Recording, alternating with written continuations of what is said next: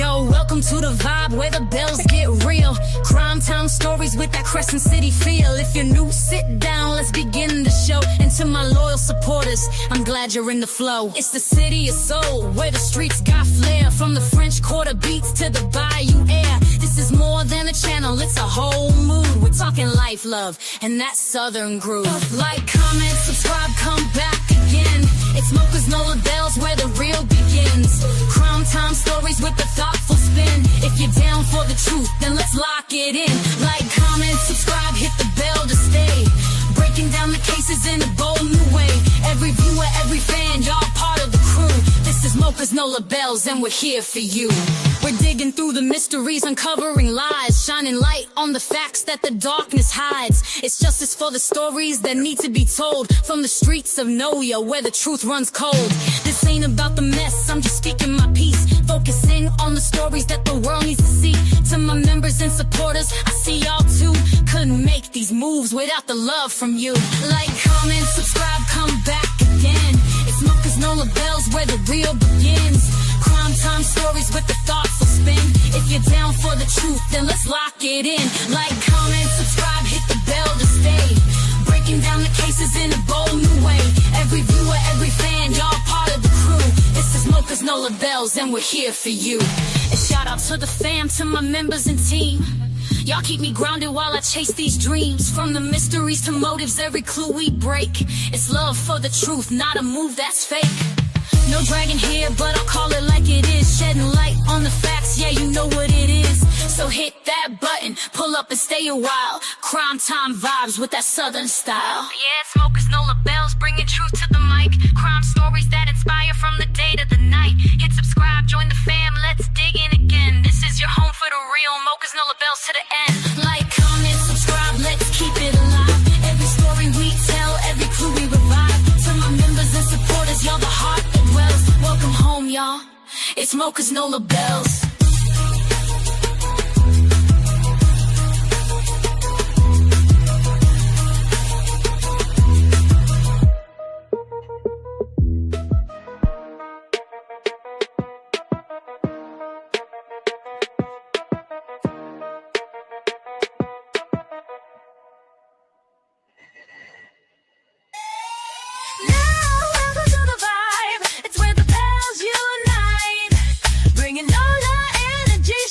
So bright, whether you're new or you're back again, it's love, it's family, let the fun begin. We're here to connect, bring joy to your day. Style, soul, and stories in a unique way. From New Orleans roots to the world we inspire. Every click, every view takes us higher and higher. This is your space where you can feel free. A community built with authenticity. So grab your coffee, hit play and unwind. Your seat at the table is one of a kind. Like, comment, subscribe, it's your time to shine. Be part of the family, one of a kind. Whether it's your first time or you've been here before, we've got so much love waiting for you and more. Mocha's Nola Bells, where the queens unite.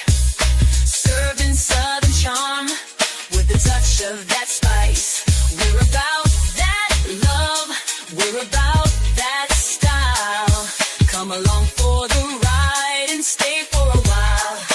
Mocha's Nola Bells, it's the vibe for you. If you're new, pull up, make yourself at home. This is where we vibe, where the bells have grown. And if you're returning, thanks for coming through. We wouldn't be here without queens like you. We're serving you content that uplifts and inspires. From beauty and life hacks to chasing desires. This is more than a channel, it's where magic begins. Together we rise, together we win. Like, comment, subscribe, it's your time to shine. Be part of the family, one of a kind. Whether it's your first time or you've been here before, we've got so much love waiting for you and more. Mocha's Nola Bells, where the queens unite. Serving southern charm with a touch of that spice. We're about that love, we're about that style. Come along for Mocha's Nola Bells, it's the vibe for you. Don't forget to like, comment, and share. Every little click shows how much you care. We're building this space, making something divine. Welcome to the Bells, you're already in line.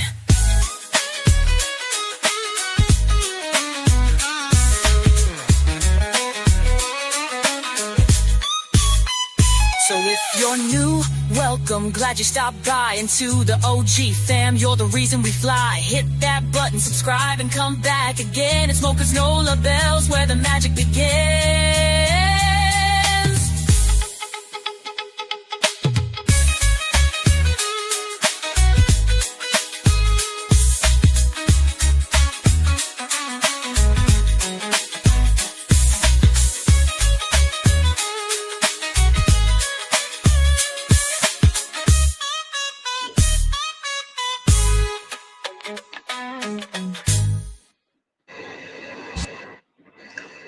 Hello, hello, hello, everybody. Happy hump day, happy hump day, happy hump day. I hope you all had a wonderful day. I hope you all are feeling fine. I hope you all are well rested and ready to sit here and enjoy this good evening with Mocha and the Nola Bells. We're glad that you're here. We're excited that you decided to spend your evening with us. And as you all know, everybody here is somebody. Every opinion matters. We love, we laugh, we share our thoughts, and we respect one another. That's the most beautiful thing that we could do here in this chat. Because old subscribers, new subscribers, you all are welcome. We are all family here. And I love it. I love it. The environment is awesome. And for that, guys, I'm forever grateful. I'm more than grateful because you guys support me. You guys rock with me. And I will, my promise to you is Mocha's here to deliver. Mocha is here to deliver. And I will keep you thoroughly entertained as you all keep me thoroughly entertained. And before we get off into our content, we're going to do what we do best, and that is to welcome each and every one of you in here tonight. And let me first say hello to, let me see, who was here first? Hi, Mariah. Welcome, girl. Oh, she was here first. Can't wait to see you guys at 8. Yeah, you was here earlier. There's nobody tell the story like Mocha. Thank you, my love. Hi, Christian. She says, time with Mocha is always fun.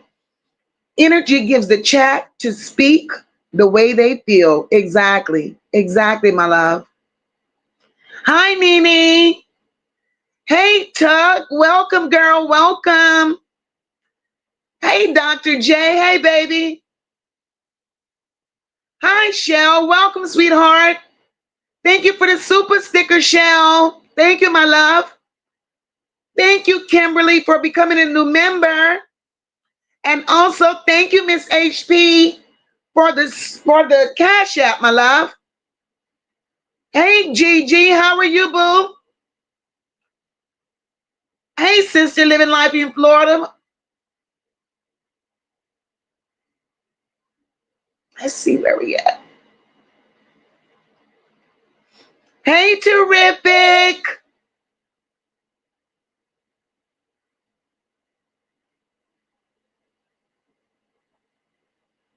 Hi, Gloria. How are you, baby?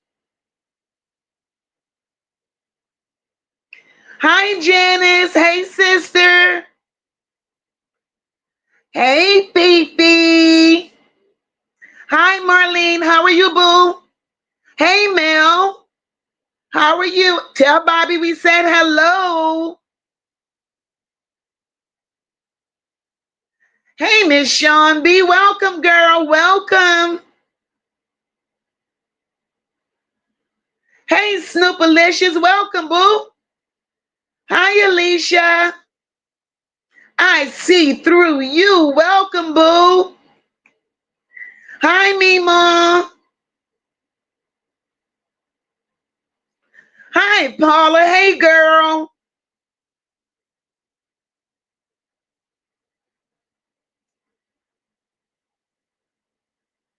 Let's see. Hi, Lisa. Welcome, baby. Welcome. Imperfect Art. Hey, girl. Welcome. Hey, Sassy. Yours truly. Hi, beautiful. Little Miss. Hey, hey. Welcome, welcome. Welcome, Melinda. Welcome, baby. Hey, Michelle. Welcome, girl. Hi, Donnie. Welcome. Hi, Sheila. Sheila says, y'all hit that like button as you enter Mocha's house. Yes, ma'am. Yes, ma'am. Let's see. Melinda says, I like your sense of humor and your truthfulness. Thank you, sweetheart. Thank you so much. NYC girl. Hey, boo. Hey, Red. Hey, Red. Welcome. She says she's driving and listening. Be careful, sweetheart. Drive safely. Hey, Bama. Welcome, my girl. Hey, Bobby. How are you? Yes, little miss. I am feeling so much better. So much better. Alicia, hi, baby. Hi, welcome. Hey, Pink. Welcome, boo. Mika, hey, boo.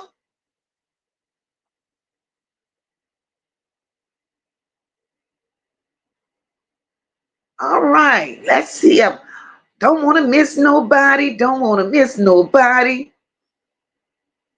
And if there's anybody that I miss, I'll catch you on the flip side as I go through them comments. But we're going to get started, baby. Vari, y'all. Now. Hey, Miss Detroit. Child, let's get to Mr. Vari. Hi, Lori.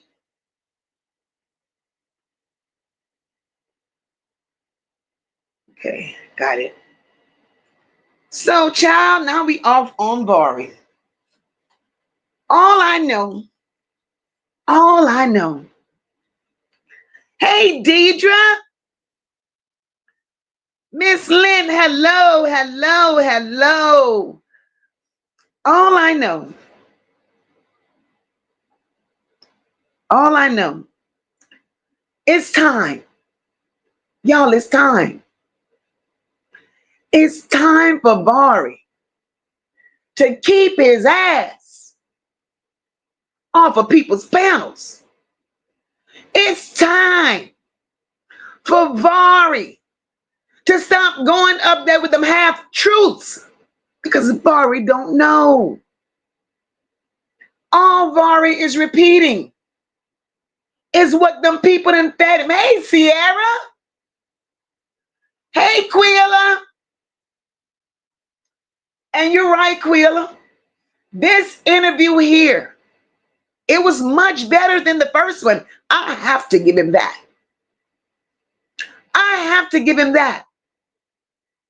But it's time for Vari. If he's going to hop on these people's panels, it's time for Vari to be truthful. It's time for Vari to stand in his shit and stop protecting Annette. Because it seems like no matter how hard he tries, he still comes off protecting Annette. So tonight, what we're going to do,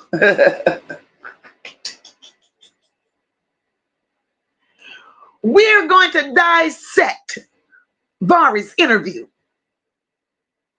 That's what we're going to do. We're going to dissect Vari's interview. No, Mel, it wasn't with the same people. It was somebody different. I don't know who she was, but it was somebody different. But the interview, I have it on my community wall. Vari got to do better.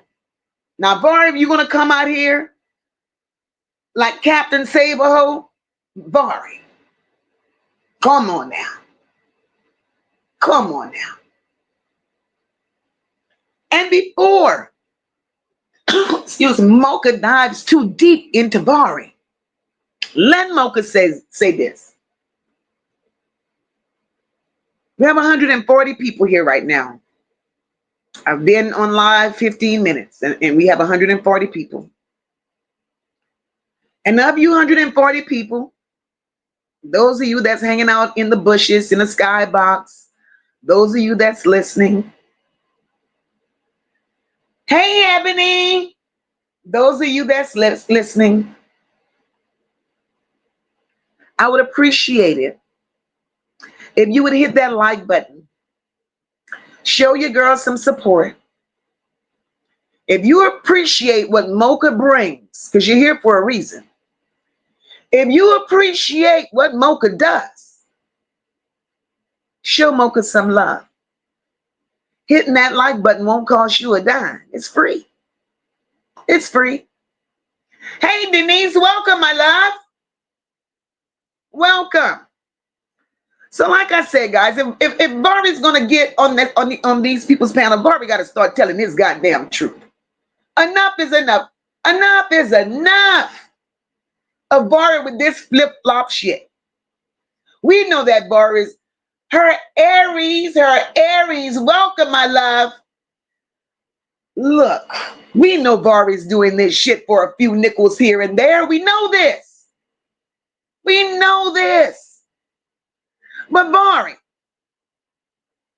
I wouldn't give you a fucking nickel because you're still lying. You're still lying, Vari. And it's time for your lies to stop. And I would not want your interview that bad, Vari, to as I would have you sitting in my face with all of them damn stories. Hey, sister, love you too, girl. Oh, you're out of town. Enjoy, sis, enjoy. So, child. Hey, Miss Tracy. Child, Vari started that interview off with him and Ziyah has the same mom. They have different dads. Right? And speaking of the same mom and different dads, we all know that lady was so beautiful. Ziyah is a spitting image. Vari is too, as a matter of fact. Spitting image of who lady was. Hey, I say welcome, my love. Spitting image of who lady was. If y'all see lady on my thumbnail, and I'm pretty sure had I not put her name on that picture, y'all would have been wondering who the hell is that. Lady looks like a little nigga. Just like a fucking nigga. Hey, Chi, welcome, boo.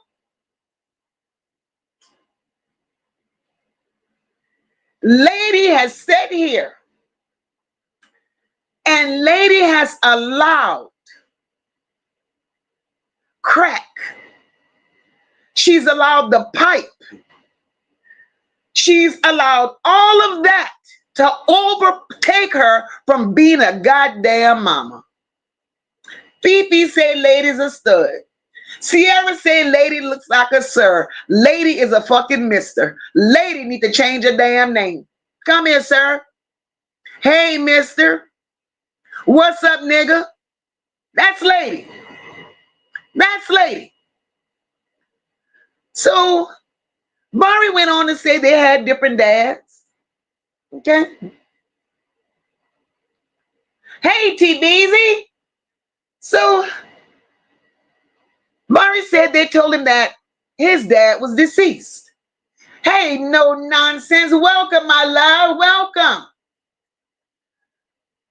He said they told him his father was deceased.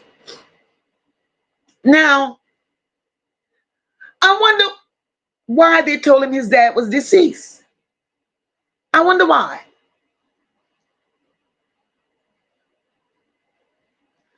But Mocha being Mocha, y'all know, I know why they told Vari that his dad was deceased. Hey, Malika, because we all know that Annette's husband, Charles, with his nasty ass.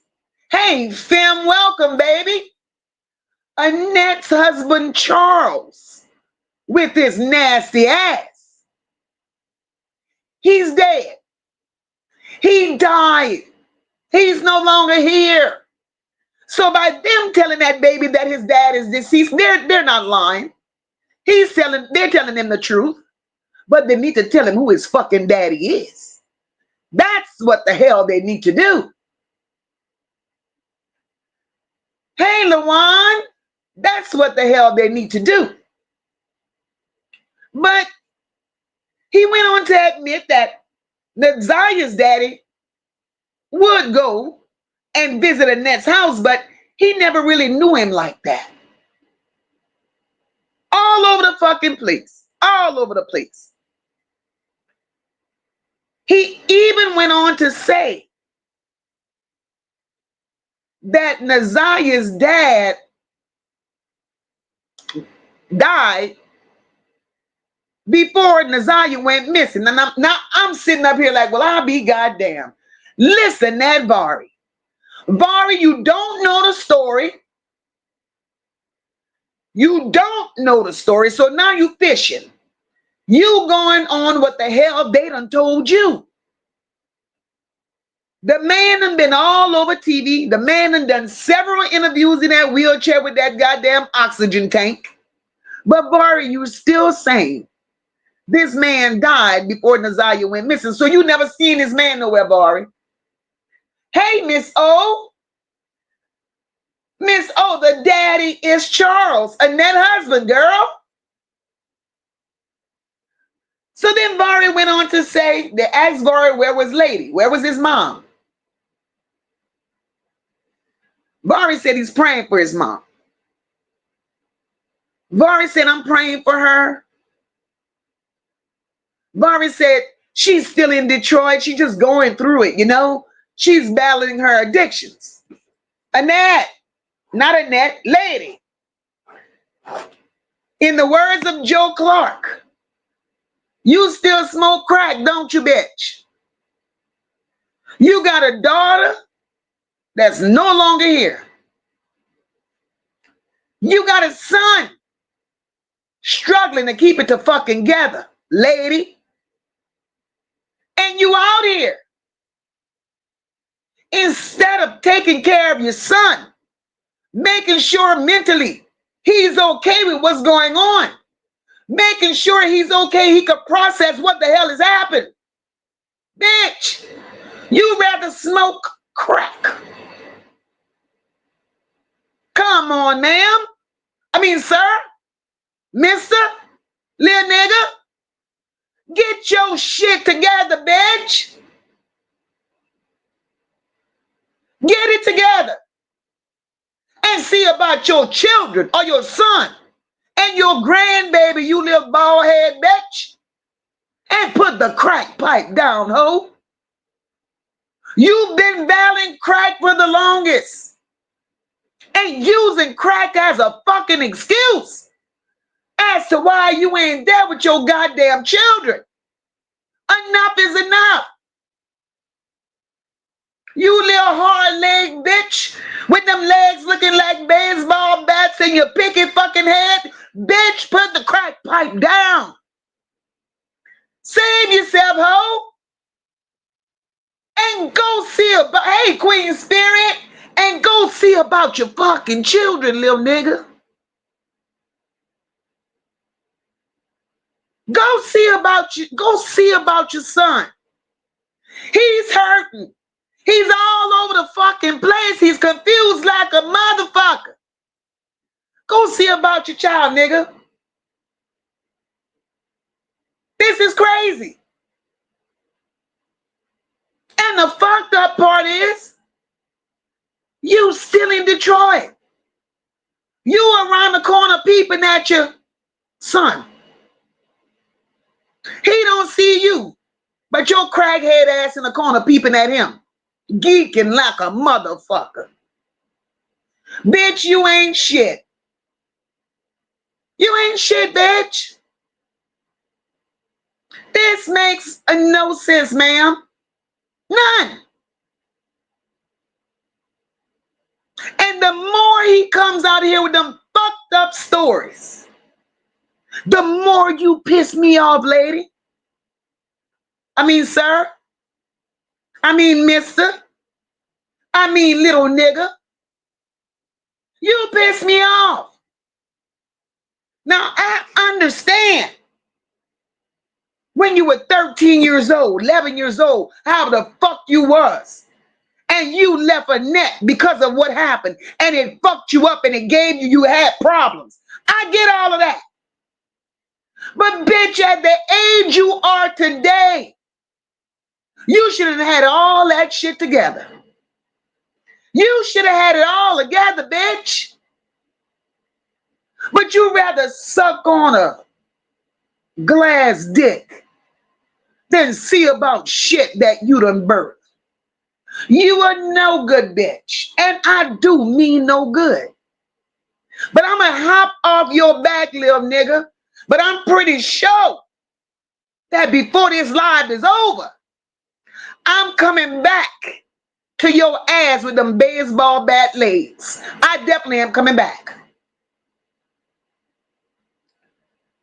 So, little confused ass Vari. All over the place. Vari said when he left in that house, he said he ran away, but Annette, being a grandma and a guardian, did not care about the mental well-being of him nor Ziyah. Now that part, I believe. I believe that part.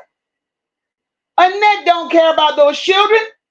Annette cared about the financial benefits that those children brought. That part I believed in. Vari said Annette would not allow them to do nothing. Don't go out. Don't do shit. But the Mucinex twins, their children could have done whatever they wanted to do. Whatever. He said Annette used them to keep her house clean. Now, I'm going to stop right there because when I get to this next part, man, Vari fucked me up again. I got to dissect all Vari lies. Let me run through this chat because y'all cutting up. I'm looking at y'all. Let me see what y'all saying. Let me see what the hell y'all saying. Mika said, child, he brainwashed. Stockholm syndrome. Mika, brainwashed like a motherfucker. You hear me? Brainwashed.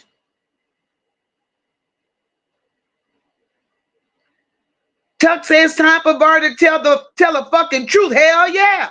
I'm sick of Vari. Sit your little ass down, Vari. Lauren said poor Vari be making up stuff. Hell yes, he do. Making it up. NYC girl says Vari all over the place, Mocha. But I think Vari was touched in that house too. He knows more than girl. You know what? I'm gonna leave that right there for a second, and we go elaborate on that. Hey, Ladrea, welcome, boo. Look, NYC girl, what you just said about you thinking Vari was touched. I too believe Vari was touched. I believe. Hi, Brias. I believe. That's why he ran away. Nonsense, no nonsense. Said, I don't believe they live in no 6-bedroom home either with those level. Me either. Me either. The thing is, Vari was touched. And of course, being a young man, he's ashamed. He's ashamed. Hey, Leisure. He, as a young man, he's ashamed to admit that he was touched. But if you look at Vari's demeanor, you look at the way Vari moves. Hey, DA, welcome, boo. You look at Vari.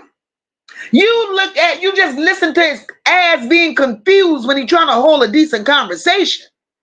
Everything that Vari does, it spells, they got me. They got me.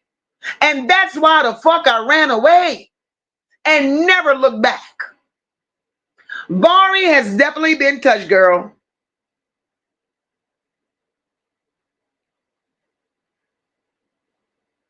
Nene says he don't know and may care a tad bit. He has no personality, no substance, low vibration. Nene, girl. Pippi said Vari be lying. We know, girl, lying his ass off. Tuck said exactly, Mocha. I'm tired of him protecting them. Fuck that. Vari, your loyalty is with your sister. Justice for Ziyah. Girl, facts. Facts. I don't know, girl, Vari. Hi, Geraldine. Welcome, mama. Ebony says he was just saying what he heard from others. Ebony repeating it word for word because he don't know a shit. He don't know shit. And Ebony says he still don't blame Granny, even though his granny is partially the reason his mom is on drugs. Exactly. His granny is definitely the reason his mama is on drugs. Because had she not allowed Charles to continuously molest lady, impregnate lady probably would have still been there without kids. It's your fault, Annette. It's your fault that lady is in them streets. And it's lady fault that lady lived her entire life and turned into a little fucking nigga that's on crack. Annette is going to get partial blame. The other blame goes on lady. I mean, sir. I mean, mister. Or little nigga. Because the little nigga could have done better.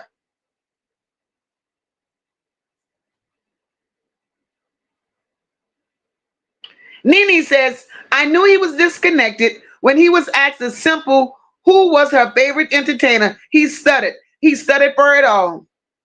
He stuttered for it all, Nene.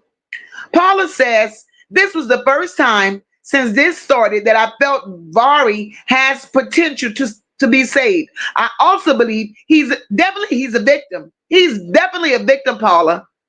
It's very clear he does not care for Shannon, and I suspect I know why. We all do, girl. He don't like Shannon, and it's so much that Vari can say. It's so much Vari wants to say, but I believe that Vari was threatened not to say.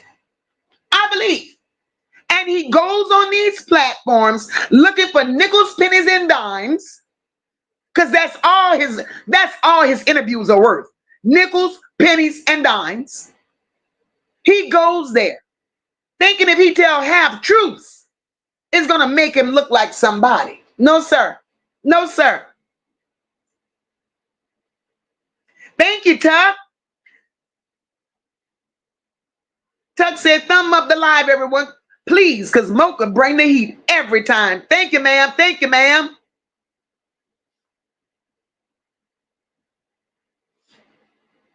Nene says, if you don't want to be judged or talk about, stay out the camera. Facts, Nene, but he hungry. Alicia says the whole family is sick, girl. Are they? Are they? Thank you, Bama. Fifi told Vari to have several seats. Sierra said Shannon is so guilty. Her body language tells it all. Yes, ma'am. Yes, ma'am.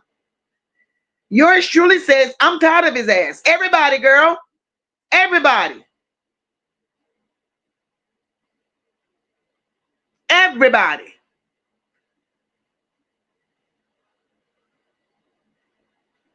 So Fifi said, Vari said he working on his music. So be on the lookout for it. Girl, if Vari don't go away with that another lie.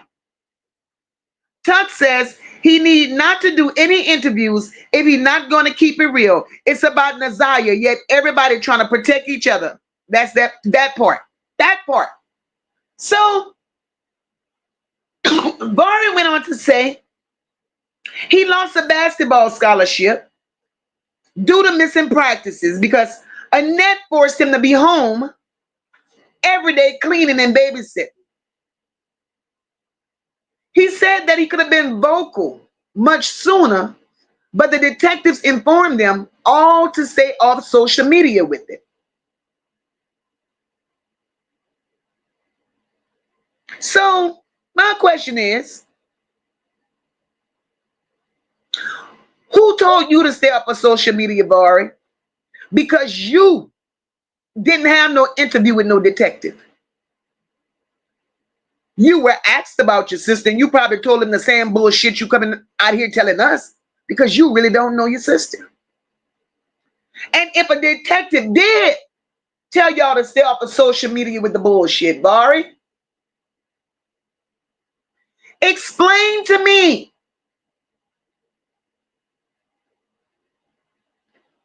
why did everybody else comply with staying off of social media with it, except for Roxy and Kenya, knowing that it would interfere with the investigation. Roxy and Kenya did what the hell they wanted to do, and then they included Frogman. And then all of a sudden, when they got their ass in a world of trouble, then Frogman and Roxy comes back with, we got to stay off of social media. What the fuck? You motherfuckers need to get it together. Because y'all full of shit. All y'all stories got holes in them. And y'all all looking bad out here in these goddamn YouTube streets. And Roxy knows that she's looking fucking bad. So she takes all her shenanigans to TikTok. Bitch, y'all need to stop. Y'all really need to stop.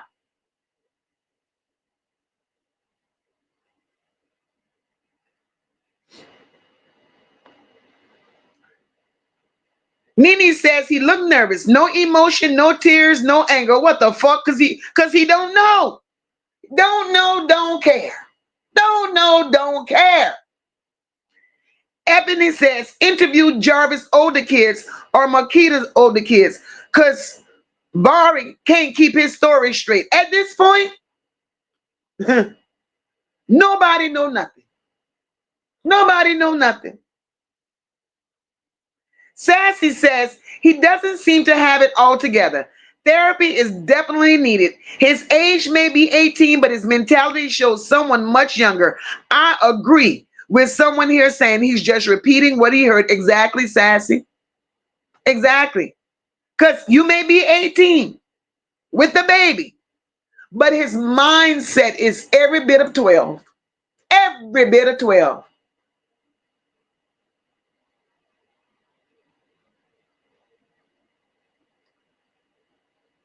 Fifi, you ain't shit. Fifi said, Mr. Lady, pretty days are gone. Miss Girl, you said Mr. Lady. You crazy. Laurie says, I think Ziyah looks like both her parents. Possibly. Y'all is crazy. Y'all call Mr. a sir and a stud. But he sure got some beautiful chillin'.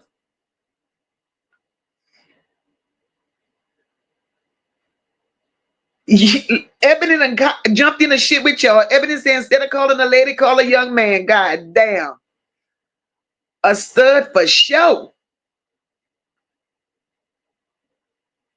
Paula says, what I did take from this interview is that Annette most likely had some instance of control over the house and Shannon brought all the bullshit with her. I believe that's what happened. Because if you listen to Vari speak, he pretty much says everything, they were all in a good place until Shannon moved in. And then once Shannon moved in, eventually the other big back flathead bitch moved in. So now both of the Mucinex twins are in there with all their damn children. And then the men started coming in there along with Annette men. And then shit just started getting out of hand. And it seems that whatever goes in that house went in that house, and it went a little too far. And he got touched, Vari got touched, and nobody can make me believe that Vari didn't run the fuck away because he got touched. That little nigga, Mr. Sir, ran away at 11, touched and pregnant by Charles. His son, little nigga's son, ran away. Because 9 times out of 10, little nigga's son got touched by Jarvis. I don't give a shit.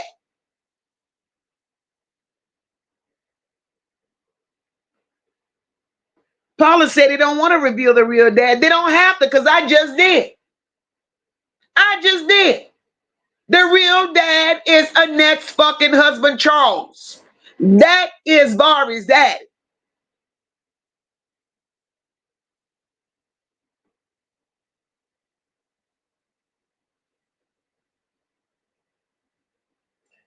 Denise says they left that part out, Mocha. I agree. They need to tell him who his dad is. Well, if he listening, somebody go just like somebody off of social media told you to go to TikTok and look at Ziyah's pregnant video. Somebody needs to tell you to come listen to Mocha's live, child, because you will find out who the fuck your daddy is. Your daddy is the same man you was in that calling grandpa, and he was smiling with you, knowing fucking well he was your daddy and your grandpa. And Annette, you turtleback bitch, you allowed it. And you smiled. You smiled. Bitch.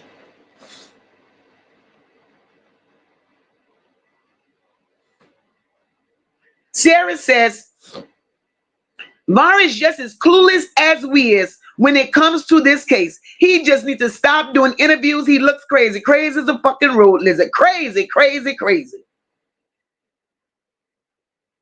Paula says Marquita has the nerve to be up Shannon's ass while her daughter is struggling with living. Mocha, you said all the time, they ain't shit. They ain't shit. Hey, Tootie, welcome, my love. They ain't shit.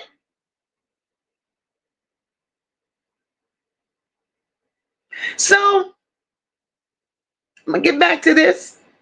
So, they asked Vari about his living situation. Vari said it wasn't only him and Ziyah in Annette's house.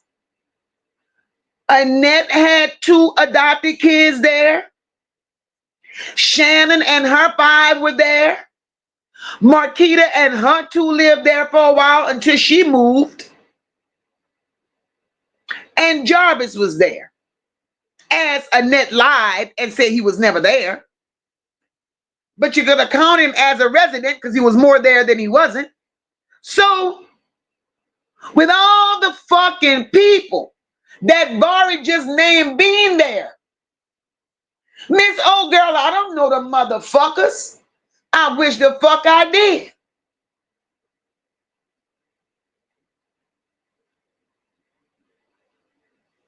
So, with all them fucking people Vari said was in that house, y'all, that was 15 motherfuckers in that bitch. 15! Vari said that When he ran away, he was 15 years old. He said Marquita and her children were still there. And that was the last time that he actually was under Annette's roof. When he left at 15. So, oh Lord.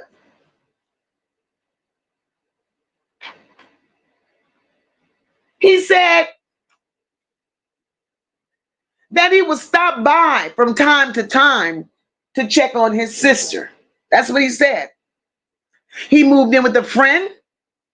The parents of that friend, he said, showed him love and respect while giving him the attention that he so desired. He needed attention. Now, Vari said that while with these people, right? While he was living with these people that showed him so much love and so much attention, he said he remained in school. Now listen to this lie. So I'm telling you, this little motherfucker all over the place. Vari said while he was with these people, he remained in school. But yet, this boy, Vari, initially said that he lost a basketball scholarship because Annette made him come home after school every day to clean up. Now, Vari, I'm conflicted like a motherfucker because your stories ain't adding up, my boy. They ain't adding up. So much, in my opinion, you want to tell a goddamn truth, yet you're still protecting Annette and others. So, Vari, stop. Stop going on people's platform, little boy. Because right now you're fucking up your credibility. Just stop. So he went on to say he saw Jarvis several times at Annette's house. And I believe that part. I believe he saw Jarvis at Annette's house. Vern went on to say he don't think Jarvis ever stayed the night because my grandma was too strict. Boy, shut the fuck up. How the fuck Shannon get all them goddamn babies if Annette was that goddamn strict? How the fuck your little sister get pregnant if Annette was that goddamn strict? Come on now, Vari. Stop repeating what them people telling you because you're looking bad.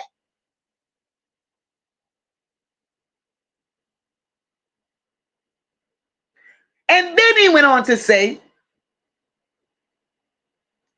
now, again, like I said,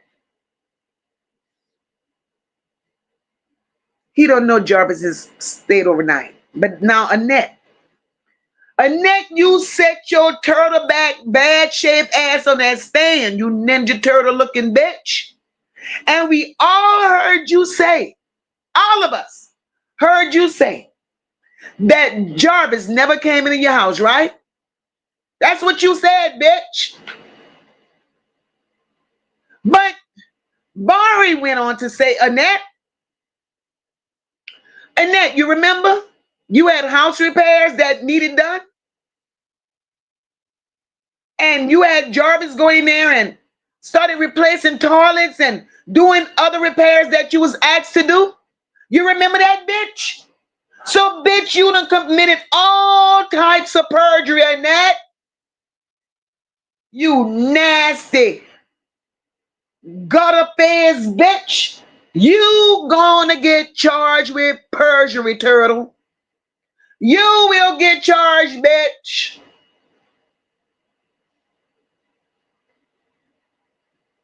Sassy says he believed Annette is strict and old. Nope.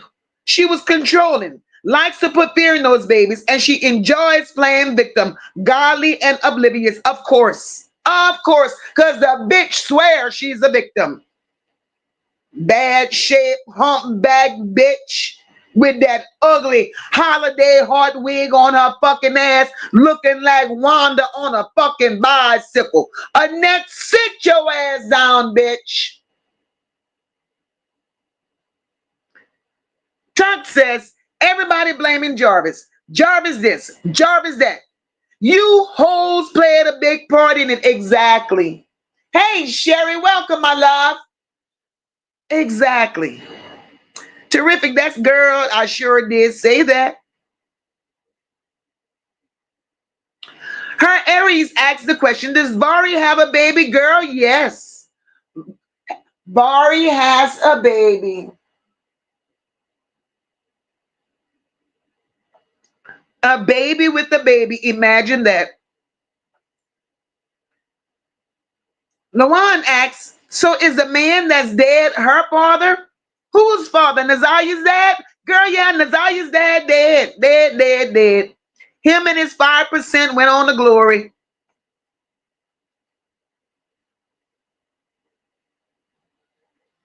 Went on to fucking glory.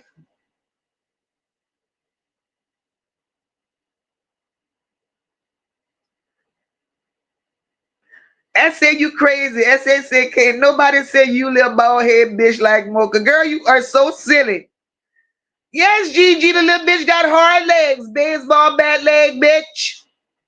Little hard legs. Sassy says, just like Jarvis conditioned Ziyah and his other victims, Annette did the same with all the children, even the twins. Yes, she did. Yes, she did, Sassy. She groomed them all of them. But you see, Annette, that dusty, outdated 1960s wannabe fucking madam, that bitch go get hers. She go get hers.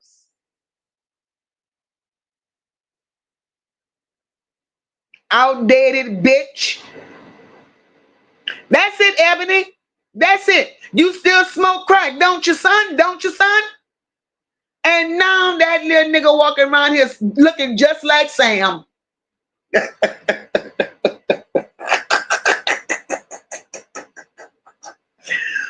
Woo, child.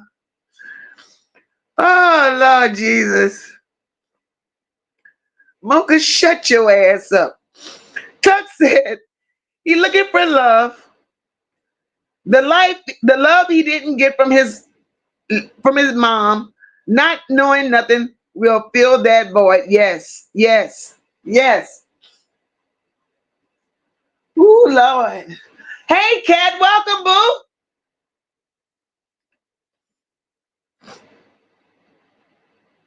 Terrific said, looking like buckwheat. Oh, terrific. If I pull out that other picture, you'd be like, what the fuck? Yeah, Denise, exactly. Denise, that's why I'm trying to encourage that little nigga. Come on, nigga. Come on, sir. Come on, mister. We don't want Annette to win. Speak your truth. Tell your story. Now you out here still sucking on that glass dick, bitch. And Annette winning. She's winning.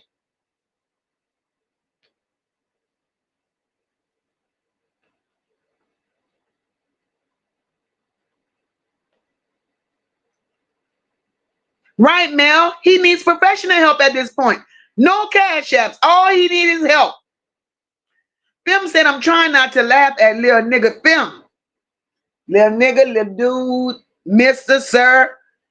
Go back and look at my thumbnail, Film, and come back and tell me if you don't want to laugh. If you not tickled like a motherfucker. Her Aries said, 2025 and still on crack, that's crazy. Well, child. Denise said, facts, it's time to retire that pipe, sir. Yours truly said, Roxy needs to help her get into rehab or something. Yours truly, don't let me start on that bitch. Roxy ain't trying to help no fucking body but Roxy. That bubble lip bitch, now that's a Timu wig wearing motherfucker right there. She done collected all the people cash apps to shop on Shein, to go to Timu and get them plastic ass wigs and them 39-cent tubes of lip gloss with them big fucking lips Roxy ain't shit.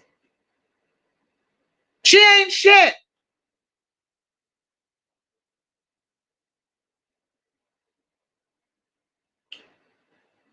Yes, Lisa, Annette's husband Charles is Vari's dad.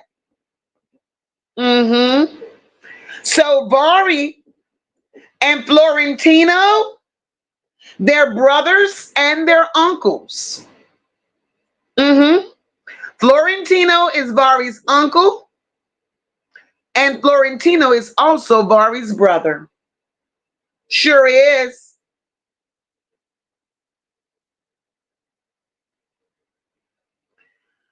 Nene says, only one who gets a pass from me is the 9-year-old who said no to the slime ball. Yeah. Yeah. Little Miss says, Little Miss says, he don't know nothing and he still needs grandma help, so he can't turn on her. Shush. He needs to look at grandma and run. Fuck that. Right, TBZ? I believe that was casino money for Annette too. Ebony says, this what pissed me off. Because Marquita's daughter was abused too. Of course she was. Look, they came, Ebony. They can't make me believe Marquita's daughter wasn't touched. I'm going to tell you why. Ebony says Marquita's daughter was abused too. Her father got her into a therapist, not Marquita, not Annette, nor Shannon. And Marquita could have been next if father wasn't kind of involved. Let me tell you, girl. Let me tell you. And being that you said that, let me jump through my commentary a little bit on that. Now, Vari said, the little girl, the little 9-year-old, she was fucked up behind all of this, right? Why was the 9-year-old fucked up? The 9-year-old was fucked up. The 9-year-old went to Marquita, told Marquita, hey, Jet, the Ninjet, welcome, my love. The 9-year-old went to Marquita, told that big bitch, Summer Breeze, welcome, told that big bitch what was going on, right? Nothing was said, nothing was done. The 9-year-old went to Shannon, told Shannon what was done. Nothing was said. Nothing was done. So, to those kids, this was some normal shit. This shit was all normal. Because if them two big mucinex looking motherfuckers didn't do a goddamn thing about Jarvis touching them children went on their everyday life like this shit was normal. Normal. So now Vari says the 9-year-old, 10-year-old now, she's taking it really hard. Her dad has her in therapy because she saw a lot. She saw everything that Jarvis done to Naziah. So if you're able to see everything that Jarvis done to Naziah, that meant you were a part of it. He did it to you too. So who knows what this child has revealed since she's been with her dad. Vari also says, with her being in therapy, that child tried to unalive herself. Make this shit make sense to me. So here it is, Shannon, you big bitch. Here it is, Marquita, you big retarded looking slow walking waterhead motherfucker. Y'all sacrifice y'all own children.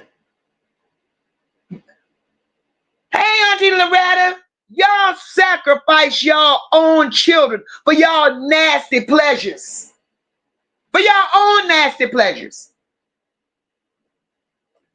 This 9-year-old want to unalive herself And Marquita, you flathead bad shit on a spectrum looking motherfucker. You don't give a shit about your own child, bitch.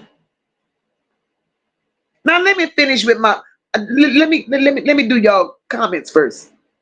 Nene says Annette is a broken woman, and this is the end result of generational curses. She's the fucking curse.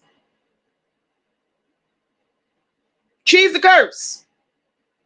Lisa says the way he made it sound like they were babysitting a lot and he was tired of it. Lisa, that's exactly what he said.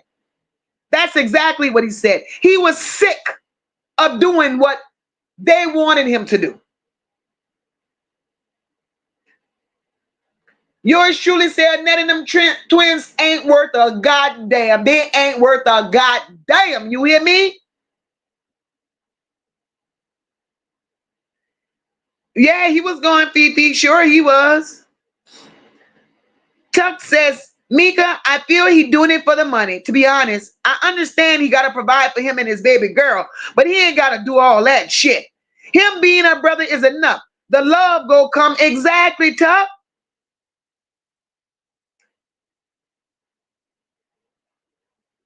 Bria's, she said she believed he was touched. We do too. Fam, I don't see nothing else when I see them big snotty booger bitches. All I see is Mucinex twins on them hoes. That's all the fuck I see. Hey, Nisha, welcome, boo.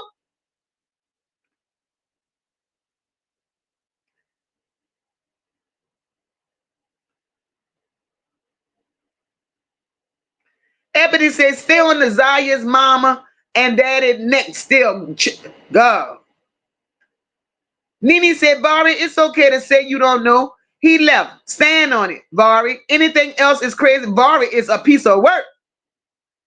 Paula said, I'm so torn because he lies, but he's so polite and respectful. I have Paula. Isn't he respectful? He's respectful, Paula, and he's slow as fuck.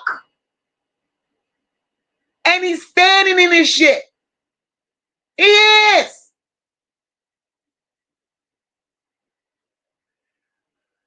That's right, terrific. 314 in the chat, and Mocha only has 142 likes. You motherfuckers in the bushes. If y'all want to fall out the bushes, we got 325 right now. If you hoes want to fall out the bushes, fall out the bushes. Because everybody in here is somebody. And we all can powwow in this bitch. Let's have fun. Let's commentate. But hit the motherfucking like button on your way in. That's the least you could do. Because like I said, you in this bitch for a reason. Clearly it's something Mocha saying that you want to hear. And if you didn't want to hear it, you wouldn't be here. Although I welcome you motherfuckers sitting in the bushes. But hit the button. Told you, I knew y'all know my name. Mocha Unfiltered. And if y'all think I'm going to give y'all a pass by being in the bushes, then I ain't patting y'all on the hand because y'all in these bushes for a reason. Hit the fucking like button. And if not, go where you welcome at. Fuck. This bitch is free. Luan says, I believe all those kids was touched. They were. Ooh, my numbers dropped. I ran a bunch of you motherfuckers out of here and be gone, because this is not the fucking place for you. Taking up fucking space. Move over, bitch, and let somebody who deserves to be in this motherfucker come up in here. And it could have been the Mucinex twins. Alicia says he wants sympathy and the attention he didn't get in that house. That's exactly what he's doing. That's exactly what he's doing. T. Breezy said Barbie got an IEP. I believe it. I do believe it. Miss O asks, how old is Marquita's son, baby? I have no idea. I have no idea. I have no idea. Let me move down because y'all cutting up in this goddamn chat. Laria says, hey girl, says when he started rubbing his legs all nervous, I knew he was hiding more. Vari don't want to talk about it. He don't want to talk about it. Ebony said Vari is the worst spokesperson ever. If Vari was in touch, why did he run away? Ebony, exactly. He ran away. He ran away.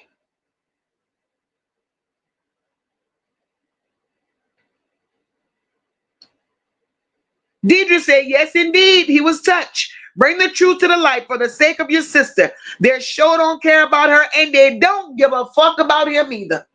They don't. They don't. They don't care about him at all.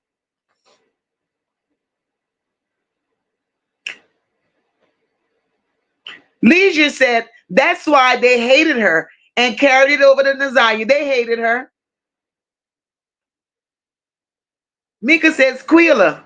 He said both. And he ran away and came back and just left at 17. Child, all of, thank you, Gigi. Thank you so much, my girl, for the super chat. So, Paula says, unfortunately, he was brought up on survival, not love. So he is still in survival mode. Shit. Let Vari tell it. Let Vari tell it. He's on to something.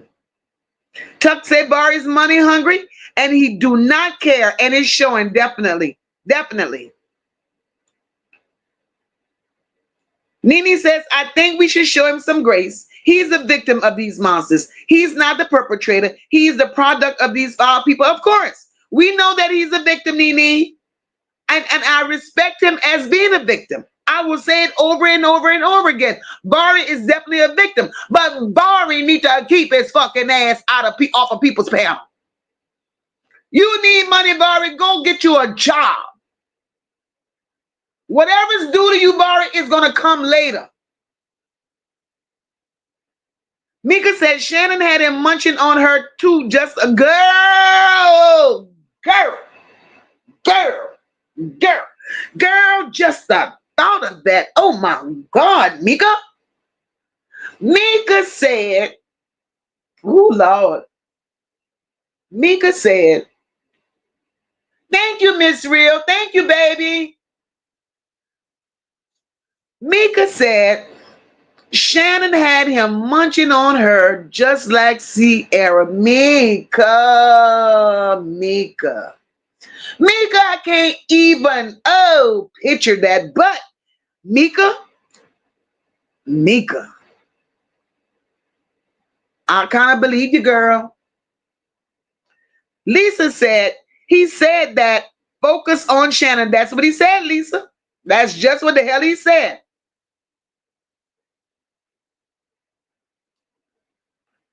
And I understand needs them a focus on. I'm gonna just focus on the way I view him. I feel bad for him. I get that need. I feel bad for him too. He just need to keep his ass off of people's panel. Fim says, Nene, yes, I agree with you too. It's just he's at a point where he has to make a choice now, right? Because it's not about his sister. He's acting like Roxy and the rest of them now. It ain't about his sister. They're making it all about self. That's what the hell they're doing. And it's like Vari hopping on these goddamn panels and he's taking the focus off of what we're here for because the rest is on the back end doing bullshit on TikTok. Denise says,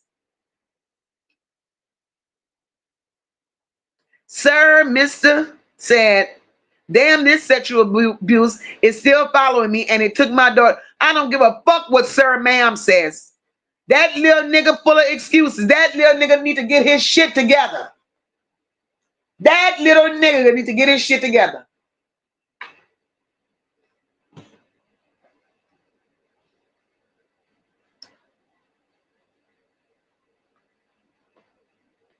DA said Vari is pitiful. He's definitely a victim. All he's doing is these interviews for a gain, weed, and $50. That's all he's giving them. DA, I believe that. Because all Vari want to do is smoke. He ain't said shit about buying his baby no diapers. He ain't said shit. All he want to say is he making music. He got to fuck you, Vari, and go sit your little ass down.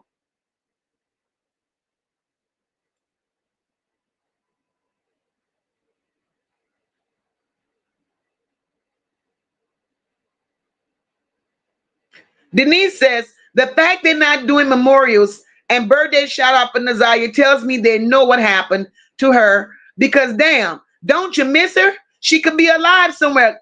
Denise, they don't give a damn. They don't give a damn. Nazaya disappeared. I ain't gonna say she disappeared. Nazaya didn't disappear.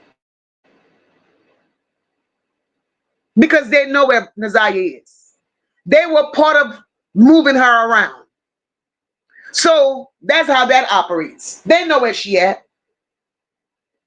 So back to this good old content here.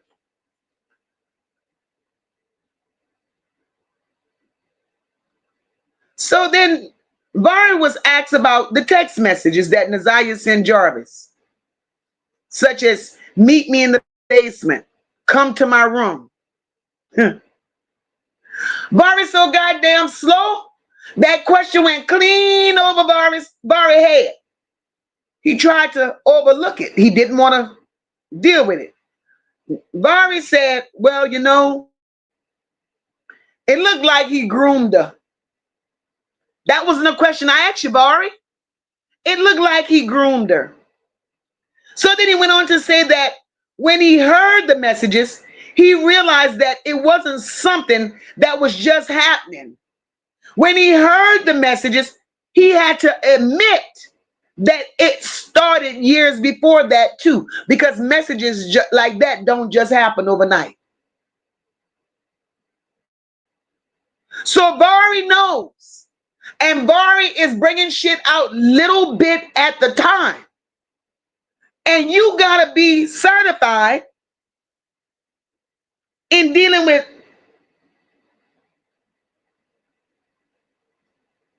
the not mentally challenged, the learning challenge. You got a little learning disability. You got to be certified in dealing with those type of people in order to get through the shit that Vari be saying. So Vari went on and he said he knew it was happening years before. And he said it just broke him to pieces. It just broke him to pieces. He said that he wishes, this is what Vari says. Vari says he wished his sister would have come to him and told him what was going on. Now that part I believe. He said he wished his sister would have come to him and told him what was going on. And then he went on to say maybe she didn't tell him because she didn't know how he would have reacted. And then he said he would talk to, even though he left her and ran away, he said he would still talk to Nazaya every day at school. He said he would look out for Nazaya at school. And not only would he look out for Nazaya at school, he said that he was aware. He said he was aware that Nazaya had dated. Now that was fucked up for him to say. This was fucked up for him to say. Vari said he was aware that Nazaya dated a couple of boys that was around her age. Now, I gotta stop right there. Why would you say that about your sister, Vari? Because in my opinion, you're only repeating what Shannon told you.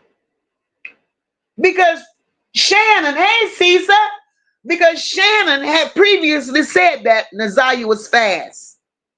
Nazaya was hot. Nazaya was with a boy fucking somewhere. Now, I'd have never said that shit. Because you know that was the word they had already put out on her. So therefore, Vari, keep your ass off of people's panels talking about interviews because you're making her look worse than it already made her look. Not one of you motherfuckers, not one of y'all came out here and said nothing decent about that child. All y'all know Hey, Cam, welcome, boo. All y'all know if she like to dance. And how you know that, Vari? Because you watch her TikTok and her Instagram just like every fucking body else.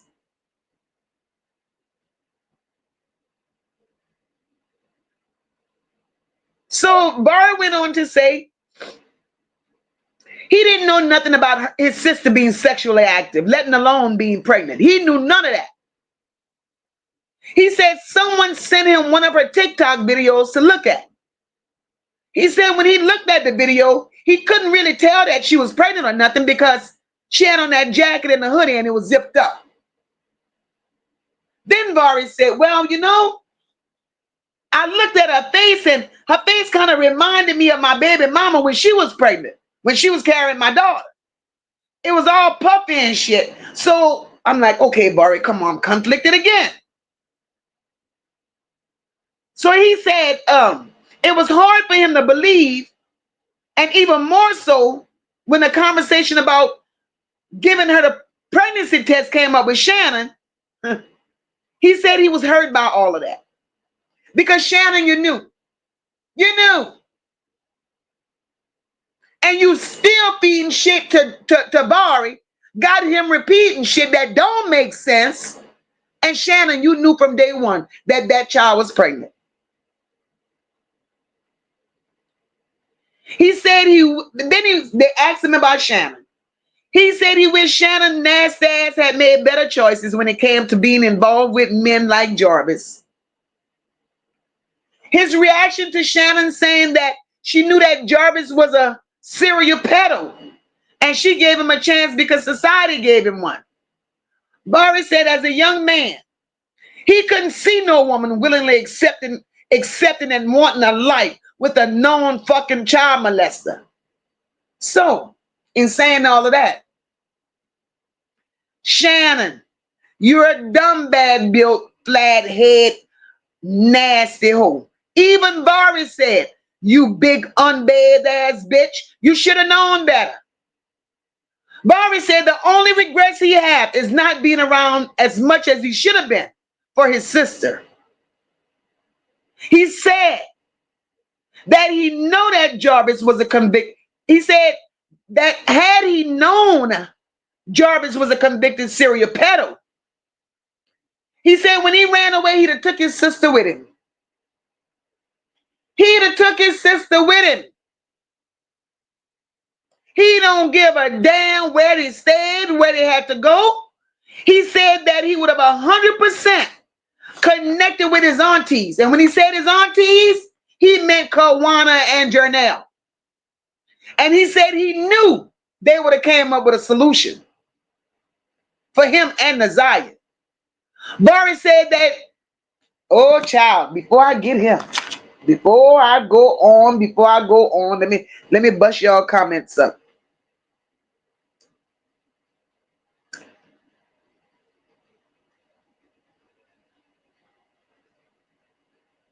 Nene says, Annette ran a tight ship. You saw how abrasive her morning prayer. She summoned nothing but evil. Annette ain't ran a tight shit.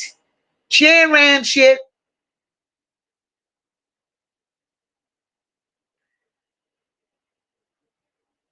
Let me get down in these chats, in these comments, because baby Mocha is way, way, way behind.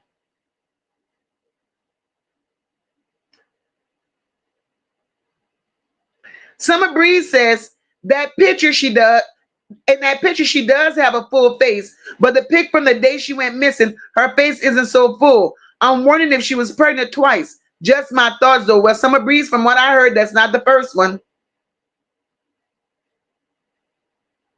Sherry says allegedly she trying to tell Vari that to clear her name out here so they can stop calling her out for the stuff she did. Sherry, I really believe that. I believe that.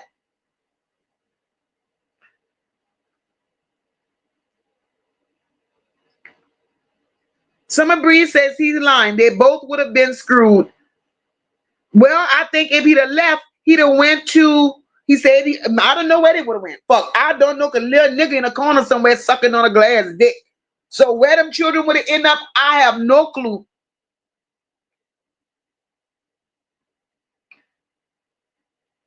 Yes, Sassy, that part.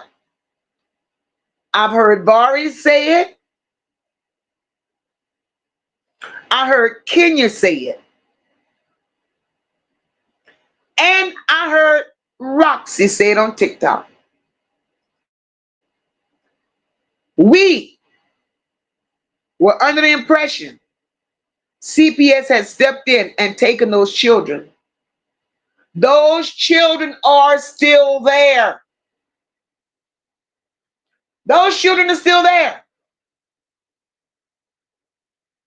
DA said, what's wrong with her dancing? Janelle said she offered to pay for Nazaya to be a cheerleader and was told no. All Nazaya could do was babysit and fight grown women for Shannon's school, for school belly. Girl, you say a school bus belly ass. Shut your mouth. And that's what it was. Shannon had Nazaya out here fighting grown women for her. Grown motherfuckers. Tuck says, something gotta be in that Detroit water. Them folks out there fucked up. The system letting them get away with this shit. That's what's the problem.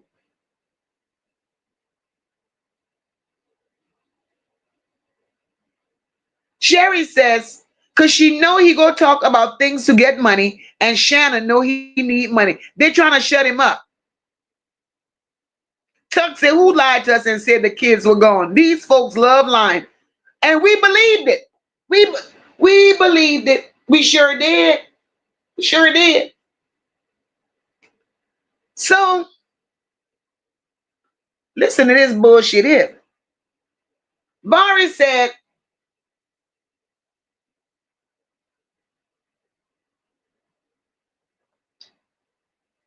hey, Shannon's Black Sons, how are you, my love? She says, hey, my girl, I hear my New Orleans people. Hey, girl, hey. So Vari said, y'all, excuse me, he said that he went to Jarvis' shop one time. One time he said he went. He said that every fucking man that worked at that shop, everyone, he said after doing his own research, he discovered every motherfucker that worked in that shop with Jarvis had the same background as Jarvis. They were all ex-cons, previously convicted of child molestation and predatory behavior. God damn it. So if Vari could go there, and if Vari could pinpoint, good night, Miss O. Thank you for stopping by, sweetheart. If Vari could go and pinpoint that all these bitches that worked at that shop were pedos. Shannon, you big bad shit, big flat head in the back, you waterhead, mucinex twin, that you can't tell me that you and Marquita didn't know what was going on at that shop. Y'all allowed those children to go there. Y'all allowed those children to be used. Y'all allowed those children to be abused by them nasty ass men at that damn shop. Y'all allowed that shit. Because just like those men were doing Nazaya, just like those, and I don't give a fuck, just like those men were doing Zanaya, because they did her too. I don't give a goddamn. Y'all big bitches went to the shop and you hoes got done too. And that's why Jarvis is denying paternity on your last two fucking children, you bobblehead bitch. Because he knew what was going on at the shop. You gave him Nazaya and you gave him Zanaya. And he gave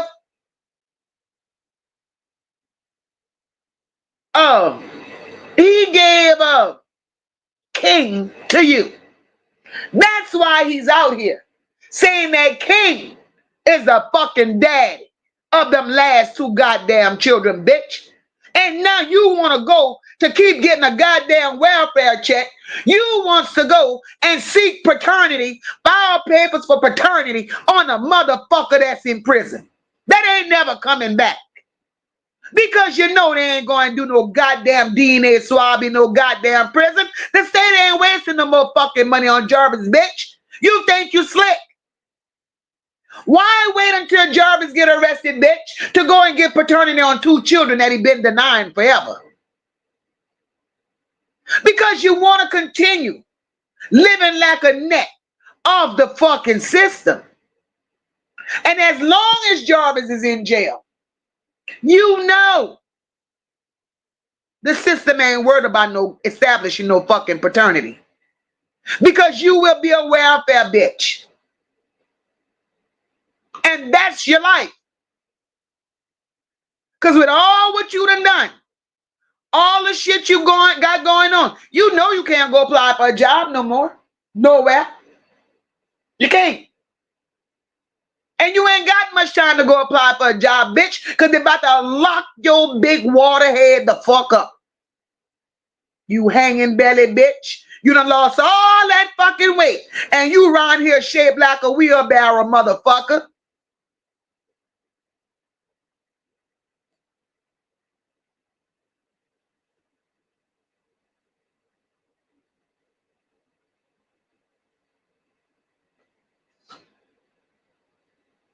Vari even spoke on the video that was put out by Jarvis' alleged brother. That's what he did. Vari says he want to believe everything he heard about Shannon unaliving Ziyah. But it's hard for him to fully believe it because he don't know the person speaking is really Jarvis's brother. He said that he's conflicted about it, yet his gut tells him that everything that this man has said, whether it's Jarvis' brother or not, he said he believed that Jarvis gave him that information. Now that's what he feels. He said he believes that Jarvis is trying to clear his conscience while exposing Shannon bit by bit. Vari went on to say that Jarvis' sister did her part. Vari believed that Jarvis' sister played her part. He said he can't be mad at her. Can't be mad at her. He said he don't have a fucking relationship with Shannon. He said he would never forgive Shannon for the part she played in unaliving his sister, and he knows she got something to do with it. So when the interviewer asked him if he felt Shannon would be brought up on charges, that's when he started rolling them fingers. That's when he started rubbing them knees. So he started off by saying, man, this is deep. And when he said it's deep, he didn't answer. So the interviewer redirected the question. So she said, do you think she knew? She had to put that shit in simple terms for that motherfucker. Hey, Peanut, welcome, boo. So when she asked him if he thought Shannon knew, his response was, yeah, she knew. She knew. He said, and I believe she knew because it's the way she exposed herself out here. Like, she really don't give a damn. He said, why would she do that? He says, like, she just don't give a damn one way or fucking another about Ziyah. He said, everybody's on social media showing love for his sister, and he knows Shannon big bobblehead ass is always on Facebook.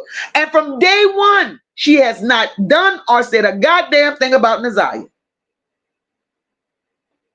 Now, while Vari was throwing the Shannon big rotten ragged ass under the bus, Vari didn't let off. He didn't let go on Annette. Vari wanted to say so much about Annette, but yet he continued to make excuses for this motherfucker. This dirty wig wearing bitch. He kept making excuses for her. When asked how he felt about the judge, saying Shannon showed no emotions, Vari was ready to jump on that. He was ready to eat Shannon's ass up. He was ready to tear her ass up. But when they asked him, well, you know, she didn't just say that about Shannon. She said that about your grandma, too.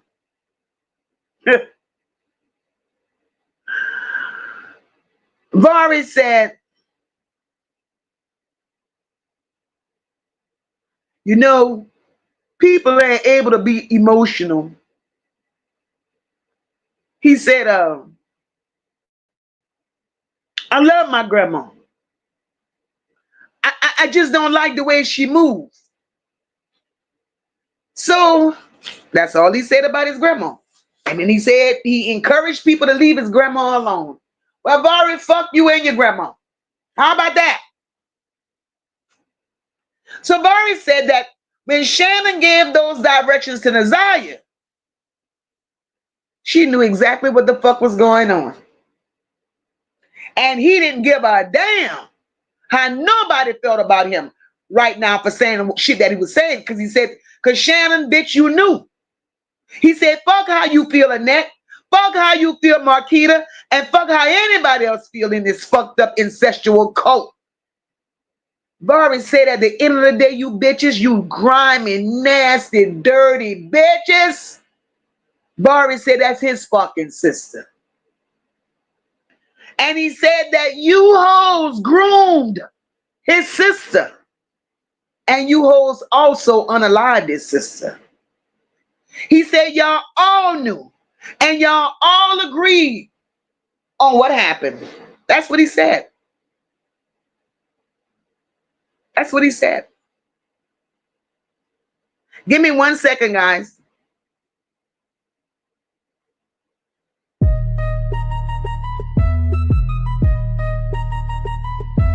Yo, welcome to the vibe where the bells get real.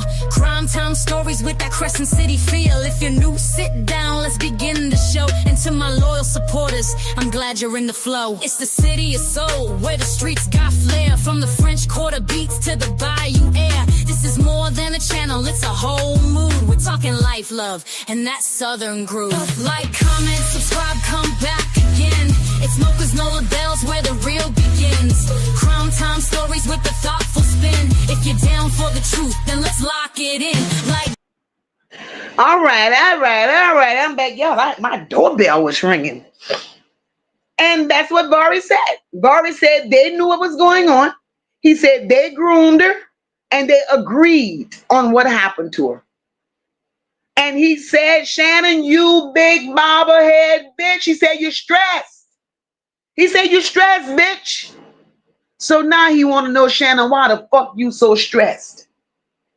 He said, tell the fucking truth, you big bag bitch, before you wither the fuck away and get more dried up than you already are.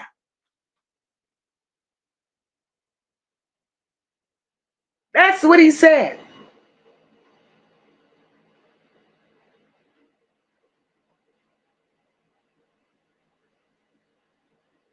Let me grab my comments, child. Them comments running away. Denise says, this is insane. They were supposed to get them some kind of assistance and investigate if they were also abused by removing them. CPS ain't shit, Denise. CPS ain't shit. Paula said, you would think the prosecutor would ask for their removal of the kids so they could question the kids further. I'm so confused, Paula. That's where I am. That's where I am. To my understanding, and the shit people saying, Kim Worthy, she supposedly has foster children, right? So if you got foster children, you knew you took a fucking oath. You knew the ramifications. You knew the procedures. You knew the policies. And for all the fucked up shit that's going on in a net house, motherfucker, you see that shit ain't right. So what side of the fence are you really on? Make me understand this shit. What side of the fence are you really on, ma'am?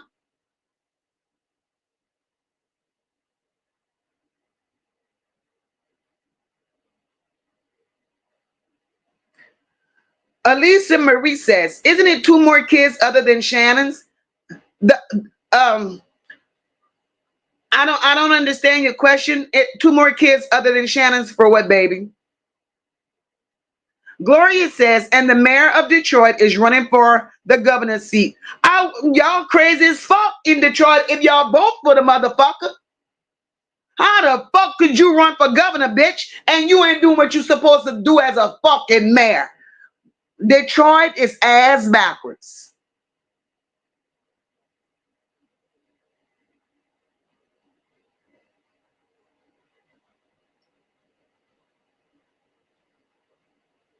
Fifi, you crazy. I don't believe he done no research either. Ebony said she gave him a chance because she had low self-esteem. Who child?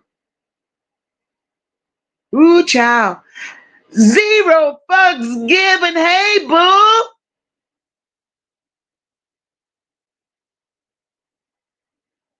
Oh yeah, Tuck, we gotta stop believing these motherfuckers spreading all these goddamn lies on this goddamn YouTube. Come telling us what the hell going on, and they're lying. Summer Breeze says, shut the front door. Talk about birds of a fucking feather flock together, girl. Hey, Tinker the dancer. She says, Vari did say he seen Ziyah a day before she went missing. He definitely knew that girl was pregnant. Vari constantly contradicts himself. A fucking liar, Tinker. A fucking liar. Vari ain't shit. Vari moving like he smoked crack. Now he acting like the little nigga.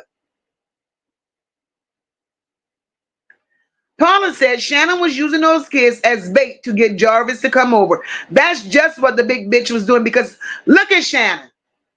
Just look at Shannon. Shannon is not desirable. She's not desirable.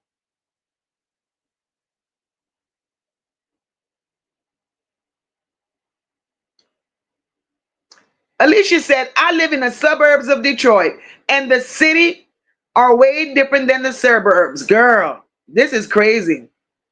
I sure did, Gigi. Mucinex, them some Mucinex hoes.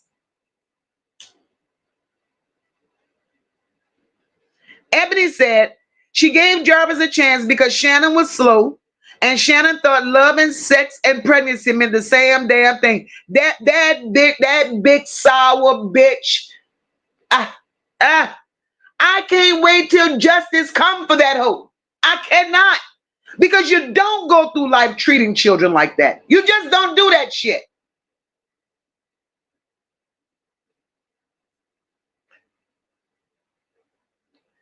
Alicia said they never called for Vari to come clean no shop. Vari hauled ass. As a matter of fact, Alicia, being that you said that,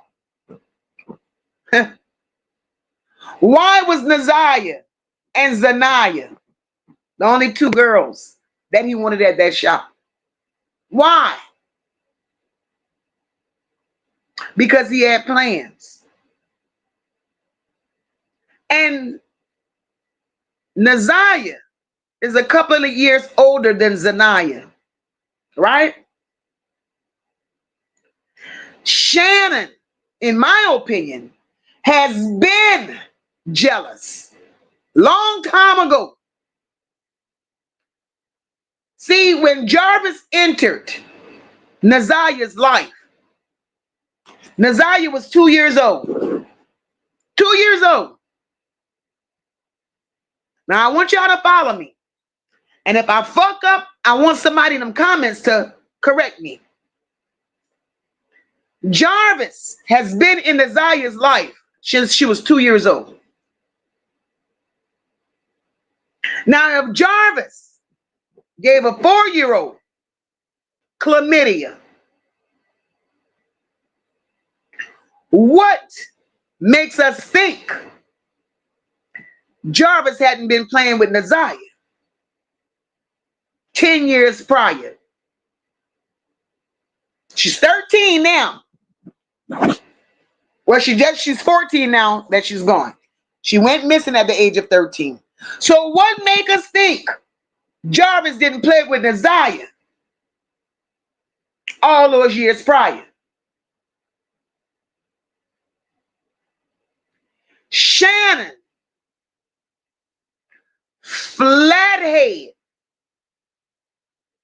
waterhead, water on the brain looking closed-eyed bitch with that protruding forehead and all them goddamn teeth looking like she eat people. That bitch has been jealous of Ziyah, a child, her niece. Been jealous because she knew that Jarvis found interest in a child long before now. And had she not been jealous, we're going to put these puzzle pieces together.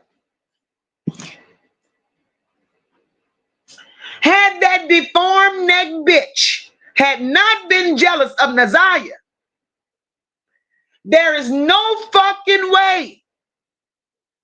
No fucking way.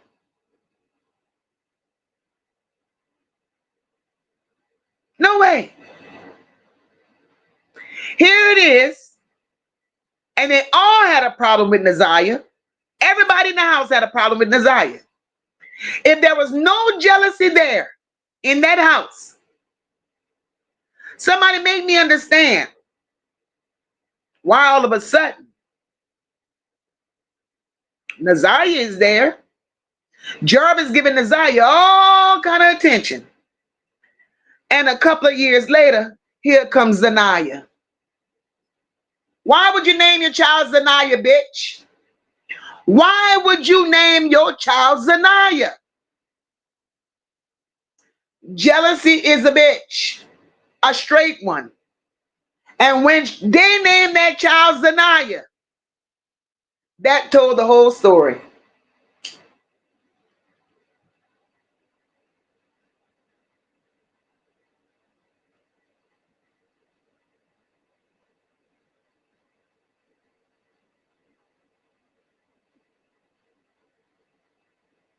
DA says, Mika, I'm 60 years old. I've never heard anything like this in my whole legged life. Lord have that girl said my whole legged life.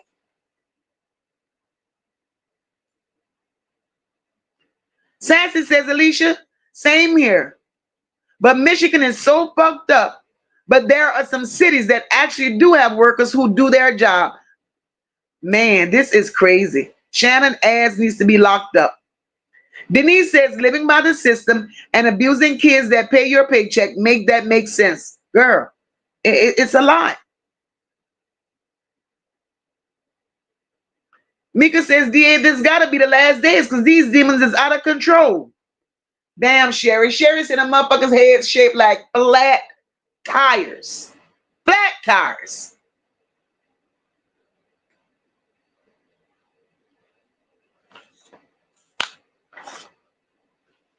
So, Vari went on to say he didn't attend the preliminary hearing because he just couldn't take it. But now he's a little stronger, but he'll definitely be at the trial because he needs to know where his little sister at. He says she needs a proper burial, just bring her home. He hates that she was groomed into someone that she was not. That's what Vari said. And like I told y'all earlier, Vari said Shannon still has her kids. But Vari also said, in his opinion, from all that has taken place, it's best that all the fucking children be removed for their own safety. Now, the key word in what Vari said right there was safety. What is it that Vari know? Vari said the children should be all removed for their own safety. So Vari, you done been through some shit. And you still ain't trying to expose the shit, Vari. So Vari, if you're not gonna say it, Vari, shut the fuck up. He went on to say the family is definitely divided. Vari said all the back and forth arguing. He confirmed that all the child, listen at this. Vari said throughout his whole life, he ain't never met nor known a fucking Roxy until she introduced herself to him at Naziah's balloon release. That's what he said. He said, all my life, I never knew a fucking Roxy. So Roxy, bitch, you need to stop. You need to stop. Vari said he don't and he didn't appreciate Roxy jumping in front of them, meaning immediately known family members like Janelle and Kawana, who really showed interest and care about Naziah. He said, and Roxy raggedy ass, she organized the balloon release. He said, although being her brother, he may have not known exactly what to fucking do or how to go about doing it, but he was still a fucking brother. But he said, but no, Roxy was out of fucking line. So it was something in it for fucking Roxy. It was something in it for that bitch. He said how much he went on to say how much he appreciated Skilla Baby and Rod Wave for bringing awareness to what was happening concerning Naziah. But he said he don't blame him for saying that they wasn't giving Annette, Shannon, Marquita, or Roxy a fucking thing. He said that was the realest thing that Skrilla Baby could have said. And for that, he appreciated them even more. Don't give them whole shit. But yet you're still protecting Annette, though. He went on to say it ain't fair to him. And he was in his emotions like that. And I understand. Although he going about doing all this shit wrong, that's still his sister. It was just the two of them. And I understand he has feelings for his sister. He said it's not fair to him. He said, fuck everybody else. He said the Mucinex twins still have their children. Annette, you turtleback ass bitch. He said you still got your foster kids. He said, but he has to go to sleep every night with just a picture of his sister on his wall. He's going through it. And all he wants is his sister back. Even if it's just to bury her, at least he would know where she is. Then, that's when the confusion came in. They asked him about how he knew Naziah was missing. Said Annette called him. Said he was out with some friends. He got a call from Annette. He went over there asking questions. Said Annette was on the phone with a detective when he got there. She told him that the detective told her they had to wait 24 hours before they could start searching. Now, this is where it fucked me up at. Because how the hell could Annette be on the phone with a detective when he got there that night and Annette didn't report that child missing until the next fucking morning? Vari, I'm going to leave you alone at this point. I'm going to leave you the fuck alone because you confused and you ain't going to sit the fuck here confusing me. You know what? This shit is crazy. Sheila, girl, or wheelbarrow. Ebony said, wait, y'all. So this is second pregnancy? So she got pregnant before and some way they got rid of the baby and he still was allowed to stay in the house and get her pregnant again? Girl, you know, that's the story. That's the fucking story. Peanut said it. just stop past, but hell, I love it here. Welcome, pull up a seat. Welcome, join the fun. Sherry said, allegedly, Jarvis have 4 brothers and 1 passed away and 1 sister. Sherry, that's factual. That ain't allegedly. I saw the obituary. That's how it is. He has 4 brothers and that 1 sister. Tamika says, Ebony, that was not verified, but suspected based on the messages. Child. So every man who worked with Jarvis had a record. Why didn't Vari go and see what was up? Vari claimed he didn't know that then. He investigated after all this shit went down.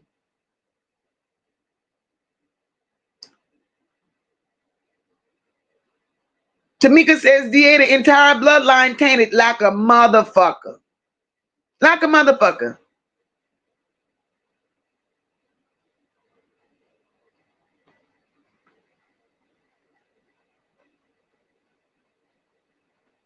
DA said, Judge Seabury knew them for 5 days and read their ass for filth, starting with the bitch, with the turtle bag bitch. Of course she did. And I love her for it. I love her for it. Tuck says, Mocha, not to throw you off topic, did you get to check out Queen Op and Nature Boy? Tuck, why y'all sending me play? Tuck, you didn't realize, Tuck, that I needed a little break?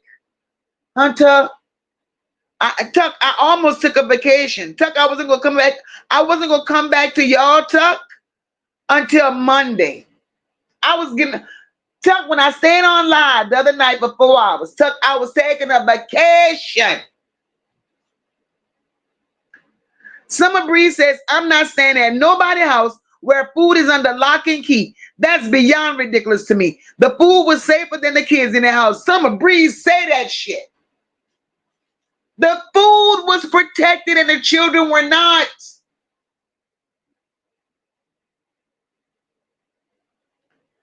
Living life on my terms. Beautiful name. The question is, when did he say that? I watched the interview and didn't hear that. Didn't hear what? Everything you heard me say, he said it. He said it.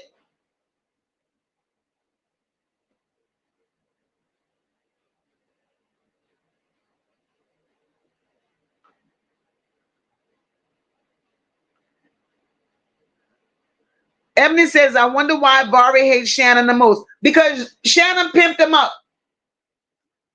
Shannon pimped them out. You hear me? That's why he hated that big bag bitch.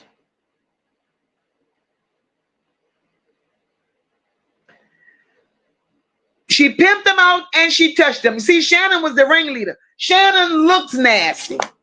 Shannon looks nasty. Just looking at Shannon through the screen, she looks like she smells. And that's horrible. Ebony said, Tuck, I know I sound retarded, but he make excuses for everyone but her, and all of them are the reason Ziyah was abused and killed. He's been brainwashed. He's been brainwashed. He has been brainwashed. Summer Breeze said Shannon's self-esteem was below sea level to be with below sea. That's the best I done heard yet. That's the best I done heard yet. Hi, Mimi Majors. Welcome, my love. Sherry said it was Vari and Ziyah and 2 more foster kids. Shannon 5 kids and Marquita got 2, and Vari is slow. Shit. You called it. You called it.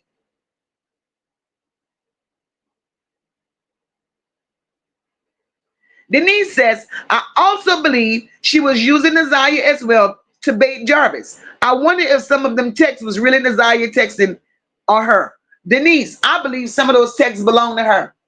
I really believe some of them texts belong to her. I really believe. Let me tell you. Y'all, Shannon got sick of Ziyah. I'm going to tell y'all why I believe Shannon got sick of Ziyah. right? And this is only my opinion. See, Ziyah started twisting her ass. Ziyah started getting on TikTok, doing the most. Ziyah was dancing on TikTok, gyrating, singing them grown fucking women songs. That's what Ziyah was doing. That's what Ziyah was doing, right? And as Ziyah was on TikTok, doing all what she was doing, I think Shannon lost her shit. When Ziyah, in her TikTok video, was dancing, singing, and gyrating, and Ziyah was throwing shots at Shannon in her TikTok video. When Ziyah came out with that song, I Took Your Man, I think that's when shit went, I think that's when everything went left. Everything went left. Ziyah was taunting Shannon. Jarvis wasn't giving Shannon no more dick. Ziyah was the only one getting that dick. Then Ziyah makes the TikTok video. I took your man, bitch. So came another point where Ziyah really didn't give a fuck. Because Jarvis made her believe that she was the only one. Ziyah started posting shit on Instagram. She said she was Jarvis number one. And she said we gonna have a pretty baby. And that fucked Shannon up. And this is where we are. I don't mean to laugh. But Shannon, bitch, you slow. You a retarded hoe. You allowed a 13-year-old to make you lose your shit. You lost your shit to a point, hoe, to where you unalived the child. Because she fucked with your mind so bad, you slow waterhead bitch, you could not take it. So you on Facebook, you jumping on podcasts, you trying to pop your shit, you big funky bitch. You can't tell nobody a motherfucking thing, bitch, through a computer screen. Because you let a 13-year-old bitch take you out of your shit. And you got jealous of that shit. And that 13-year-old had her foot on your big, thick neck, motherfucker. And she had you pushed in a corner, hoe. You were so backed up in a fucking corner, you didn't know what to do. So, what you do? You unalive her. Because she had more control over a man that you thought was yours. You are no good bitch. You are worthless bitch. You are dusty bitch. When you gonna let a 13-year-old take a fucking nigga that you've been laying up with for years and then had 5 fucking children by, bitch. You ain't shit. Take your pussy and throw it away, Shannon. It's worthless. A whole fucking pedo didn't want it, and you know them motherfuckers fuck anything. And when a pedo didn't want your ass, bitch, you know you ain't shit. Ziyah gonna hunt you the rest of your life, you bobblehead bitch. You could not take her hunting your ass in real time. So, bitch, you gotta get ready, because it ain't over. It ain't over, motherfucker. It ain't over. You far from a woman, Shannon. Ziyah was more a woman than you. And she proved it. How she proved it, Mocha? Because she took Shannon's fucking man. She took him. And I know you in my bushes, you bobblehead hoe. Because every time I get off a live, I got 9 dislikes, and I know it's y'all. Because the number don't never change. It's always fucking 9. But I'm glad you're listening, you insecure, bad shape, short neck, bad body built, wheelbarrow stomach having bitch. A 13-year-old took you off of your shit. So stop playing with me, girl. Stop playing with everybody. Because a 13-year-old played in your fucking face, bitch. But yet, you want to throw your weight around. Bitch, you ain't got no more weight. Ziyah done sucked the fucking life out of you, bitch. That's why you looking the way you looking. She done sucked the life out of you. Shannon said, but they did find her clothes in 7 Mile Road, which definitely had her DNA on it. So that tells a lot. Yep, they threw them clothes there. They put them there. They planted them clothes there.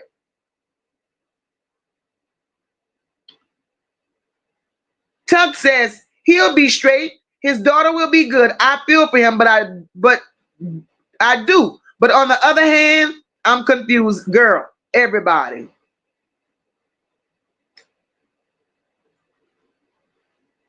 Denise says, word on the street, they're moving the trial to November. I don't know if it's true, though. I ain't heard that nowhere, girl. I ain't heard that nowhere.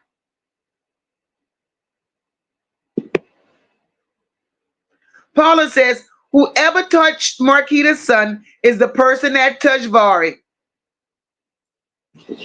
Paula.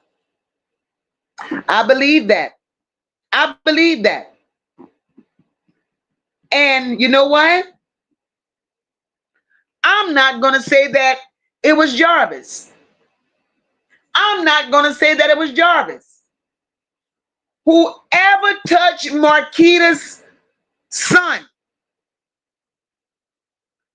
Shannon. Shannon.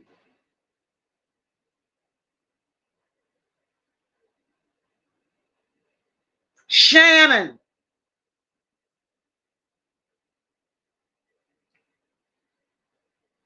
Right, Sherry? That's who was always at the shop, Ziyah and Janiyah. Ebony says, Marquita, I know you her twin, but let my child have to have therapy due to you. I'm cutting all ties. Girl, facts. Facts. But Marquita ain't got to cut no ties. She ain't got to cut no ties with her sister because Marquita ain't going to ever see her child again.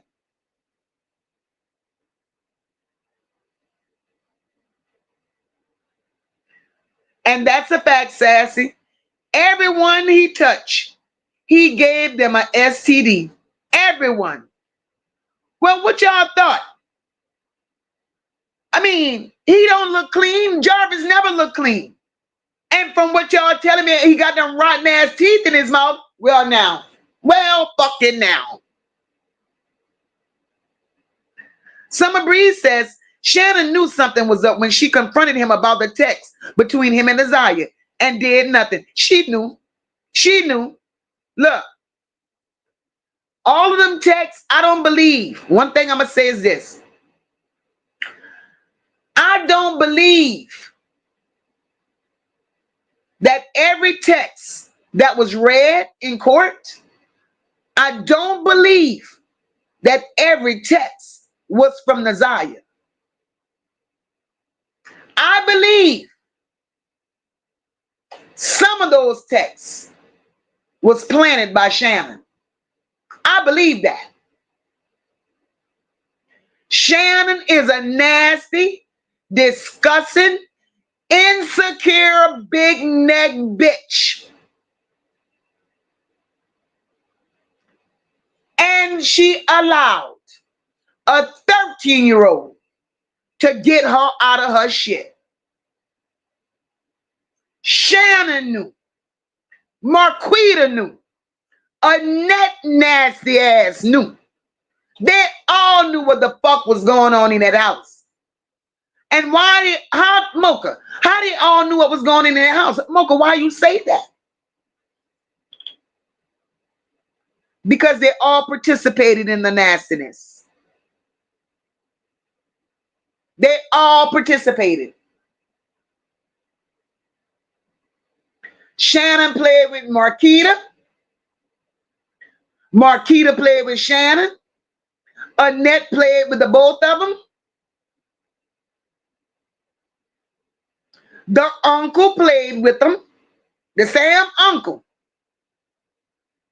The same uncle that Annette had, Annette's brother, the one she had the baby by, he played with all of them. He even played with all the little girls in there. So if he played with Ziyah, you can best believe he played with Janiyah. And you can best believe he played with Shannon and Marquita when it was growing up too. They played, hey, Blue Rain, welcome, baby. Played with them all. Played with them all. So it's a pattern. It's a pattern. Eric Gamble, we're going to go down the line. Eric Gamble, Annette's brother. Eric fucked Annette and made a baby. Annette had nerve to name her child Eric Jr. That same Eric Gamble. That same Eric Gamble. Y'all know that baby that Shannon had at the age of 13? That baby that Shannon had at the age of 13. Who knows if that's not Eric Gamble's baby? That baby comes from within that house. Rather it be Eric Gamble's baby, a cousin, a brother, but my gut tell me that's for Eric Gamble. Because when Jarvis came into the picture, Shannon had already had that baby, the one that she had at the age of 13.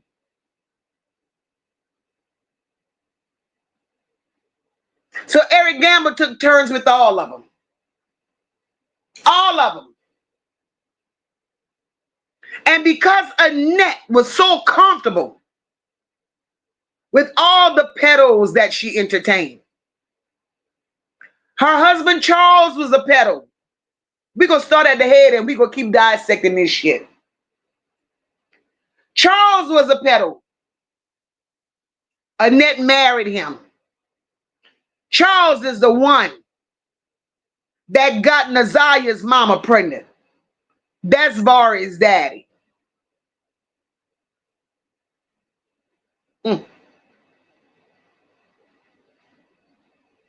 Then Annette entertained her own brother, a known pedo, that she had a baby by. So far we got 2 pedos, right? Annette entertained Frank. Y'all know Frank, who got the mechanic shop, the first shop that Jarvis worked for. He used to party in Annette's house. Another pedo. That's 3 pedos. King used to come around and party with him. That was Jarvis' partner. 2 more pedos. 5 pedos so far that we know. 5 pedos so far that we know. Around adoptive children. Around children that ain't Annette's blood. So she don't mind sacrificing them. She don't mind sacrificing them because she don't give a damn about her own children, because this is the life Annette lived. This is what Annette knows. So if Detroit cannot see, and I'm sitting my black ass here, and I didn't investigate it, that this motherfucker that had 5 pedos around them goddamn children, why the fuck Detroit can't see that Annette harvested pedos in her goddamn house? You ancestral bitch.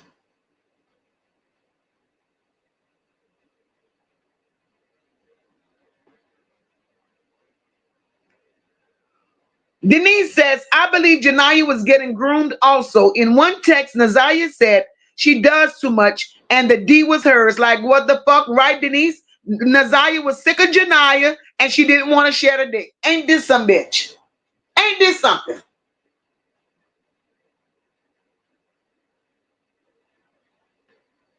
Hey, Empress still rising. Welcome, boo.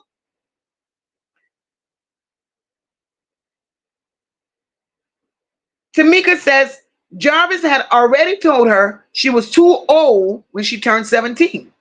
What did Shannon do? Start having babies to keep him and offer him her nieces. Let me tell you something. Shannon was with Jarvis long before 17. Long before 17. Long before then. These people don't do shit but lie. That's all they know how to do is lie.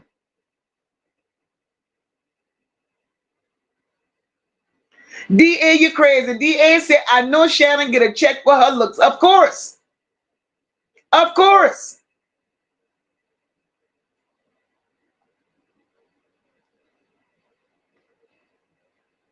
Shannon sacrificed her family for what she thought was love. Shannon is slow. Shannon is retarded. Shannon needs help. Shannon needs help.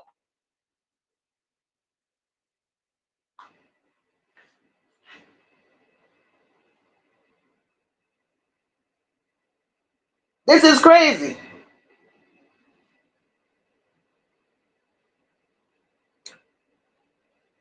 Vari didn't attend the pretrial because he didn't have a ride. Lies. Y'all crazy as shit. Them said exactly. And it's like, why name her that when Nazaya is not even your blood relative? And on top of that, Shannon doesn't even like Nazaya. Exact film. That's exactly.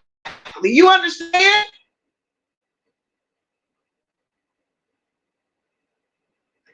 Sherry says he knows something and he hides something too because something must have happened to him. Girl, he been touched. Lauren says, and he continues to protect Annette, but then says the kids need to be removed. He's very confused. Very fucking confused. Mika says, Monka, did you catch what Kawana who told it and said Roxy knew and confronted her about lying on her cousin, Shannon, baby daddy? Kawana said she has the messages and will show them. Oh my God. Girl, I didn't see that.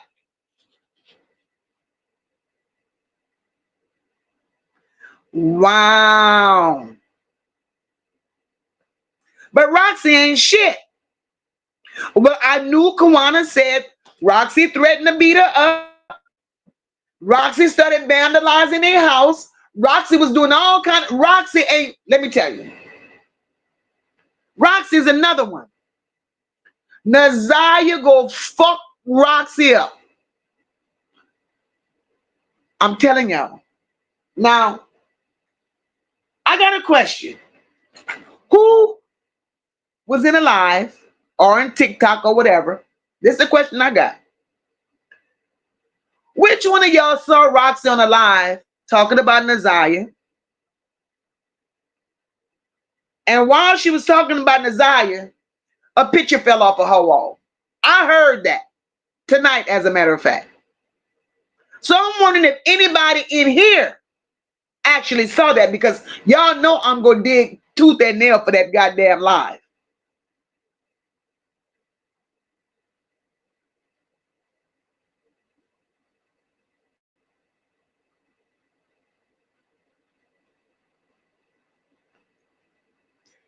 Chuck, you seen it? Mika, wait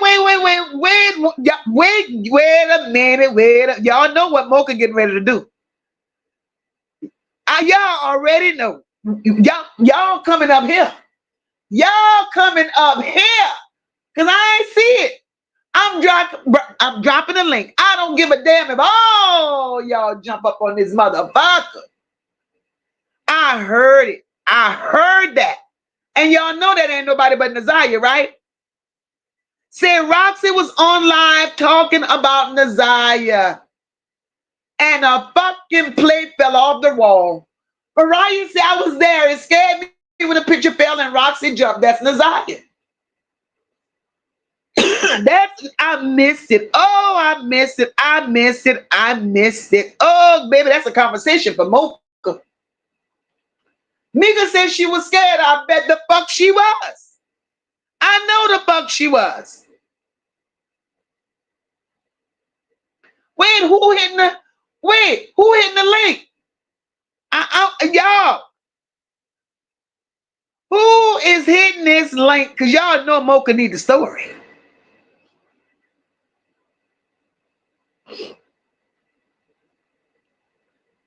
Sassy said, I really believe that after all they did and lied about, they thought they would see a big payday. Yes, ma'am. They thought the money was coming in.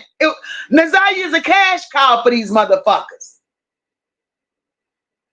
It was a cash cow. She was a cash cow. Their stupidity and social media blew their victim game out of the water. They thought no one would miss Ziyah. That's exactly what they thought. Wait a minute. I want to know why nobody ain't hit this link yet. Mika, where you at? What? Mika, I need the story.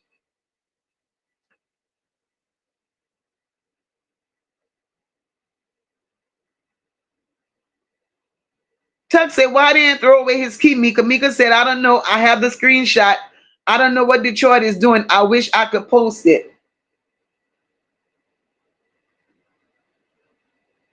Jarvis was messing with Ziyah and his business partner was messing with Ziyah. Shotgun. I said it. And the business partner was, look. It was a bunch of them at the shop. It was a bunch of them at the shop. You understand, Dr. J? I don't know. I don't know what's wrong with him tonight. I don't know. I don't know that. Mika. Jarvis' ex-girlfriend Tiffany. That broke his heart. Well, Tiffany was looking like Ziyah.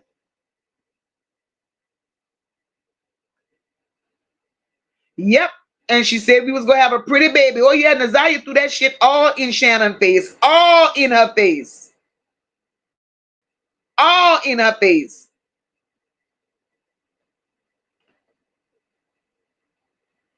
Fim says, hell yeah, Mocha. Shannon used to be lurking on Ziyah's page like a bitter ex stalking her ex-boyfriend's new girlfriend. Yes, yes.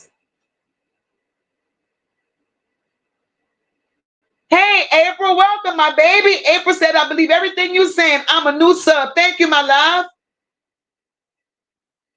Ooh, I'm getting the gossip now, baby. Here come Mika. Mika. Hey, my girl. Hey, I was trying to just be an observer this time. I thought Tuck was going to come. I was hoping Tuck would have came too. Tuck played too much. Tuck waiting for quarter. Quarter somewhere phone broke. Shit. But yeah, she was on live and she was talking about Ziyah. She was saying, and all of a sudden she was sitting to her computer and you could hear maybe a picture fell, something came crashing down hard. Wow. And it sounded like it, I think it startled her because she kind of tried to mute the computer, and she looked back and she seemed to be scared. Like she thought maybe somebody was in the house or behind her. Somebody was in there. That was Ziyah. Something came flying down, and it sounded like it made a loud. It didn't sound like it made a loud bang. Wow. Tuck, shut your ass up. Oh no, baby, I'm shy to get up on the phone. That's sad, yeah. Mm-hmm. That's crazy. I was and then did you see her mom, Kenya, in the panel? And they was going off on her too. Oh, they was eating Kenya ass up. She another one need to stay off the panels. Yes, and they try to clip it to make it seem like, oh, they're attacking her. But no, what the girls were saying is, you said that had you known, see, what they were doing was throwing Kawana and Janelle under the bus. Under the bus. And so, because they said that she actually knew, and she was so close with Shannon that when Kawana came forward about what was going on, that Roxy took Shannon's side and said that she was going to whoop her behind, Mm-hmm. and that she was lying on her cousin baby daddy, because that's what Shannon, I guess, had told her. So it wasn't until Ziyah came up missing. That's why Vari coming out with it now. That he never met Roxy. Roxy never talked to them. Roxy knew Lady, but never dealt with them. And I believe when Roxy said that she wasn't trying to do the social media, I really think she was talking about Roxy. Right. I believe so because too. if you listen to Janelle said she didn't want the clout. She wasn't doing that for clout. She was trying to keep it on Ziyah. That's right. But Now, then, I do agree that somebody in the chat said it. If Vari had sense, Vari should have sued TPS, the Detroit school system, yes, and the parole board. And he's the only one that got the right to do so. I think Kawana and Janelle might be able to, because they reported it. They were threatened. The house was vandalized. They might have a leg to stand. Roxy would have none. Because when the people asked her in the panel, that's what she keep avoiding. Why are you saying, had you known more, you would have did more? You saying, but she would say, I didn't know that Ziyah was being touched. They said, regardless, even if you thought it was the other Ziyah, whatever the other girl name is, why didn't you report that? What did you do for them? That's right. She said, well, I only knew what Kawana told me. They said, regardless, you posted it on social media. Why didn't you go tell and report it? But you saying what they could have did, how they could have did more had you known more. But what you did know, you did nothing with. You just posted it on social media. That's right. But the thing is, you see, Roxy is jealous like a motherfucker. I think she when could not Skilla Baby told him he wasn't giving him no money, she was done with it. She was done. That's when she became done. That's exactly right. But Roxy was jealous of the fact that Kawana and Janelle knew what was going on before her. So I think she knew. I think that when it blew up, when it went on TV and it was reading all that stuff and it became like a sensation, and she was pushing and promoting the story because she knew it was gonna get a little momentum, and celebrities starting to talk about it. I think that's when she jumped on that bandwagon and was willing to be the face and promoting and having the t-shirts and the balloon releases and all this other stuff done. So remember, Vari said she jumped ahead of them. That's what he said. That's what he said. That's crazy. So I think once it picked up momentum, the only thing she could say that would not make her look as bad is that she didn't live here and she didn't know. That's right. But my thing is, those conversations between Roxy and Shannon the night Ziyah didn't come home. Roxy breaking her ass up here like she didn't know. Roxy, you were the first to know. You were the first to know. And I think it's coming out that all of them are liars. All of them. They're looking bad out here in these streets. They're really looking bad in these streets. And I think that's another reason the police just told them to stop talking, just be quiet, because y'all hurting the case, because none of y'all are coming across as credible. None of them. None of them. None of them. And if this is sad. This is sad, and it's so unfortunate that Ziyah had to pay a price for some grown bitches being jealous of a 12-year-old, 13-year-old. This is crazy.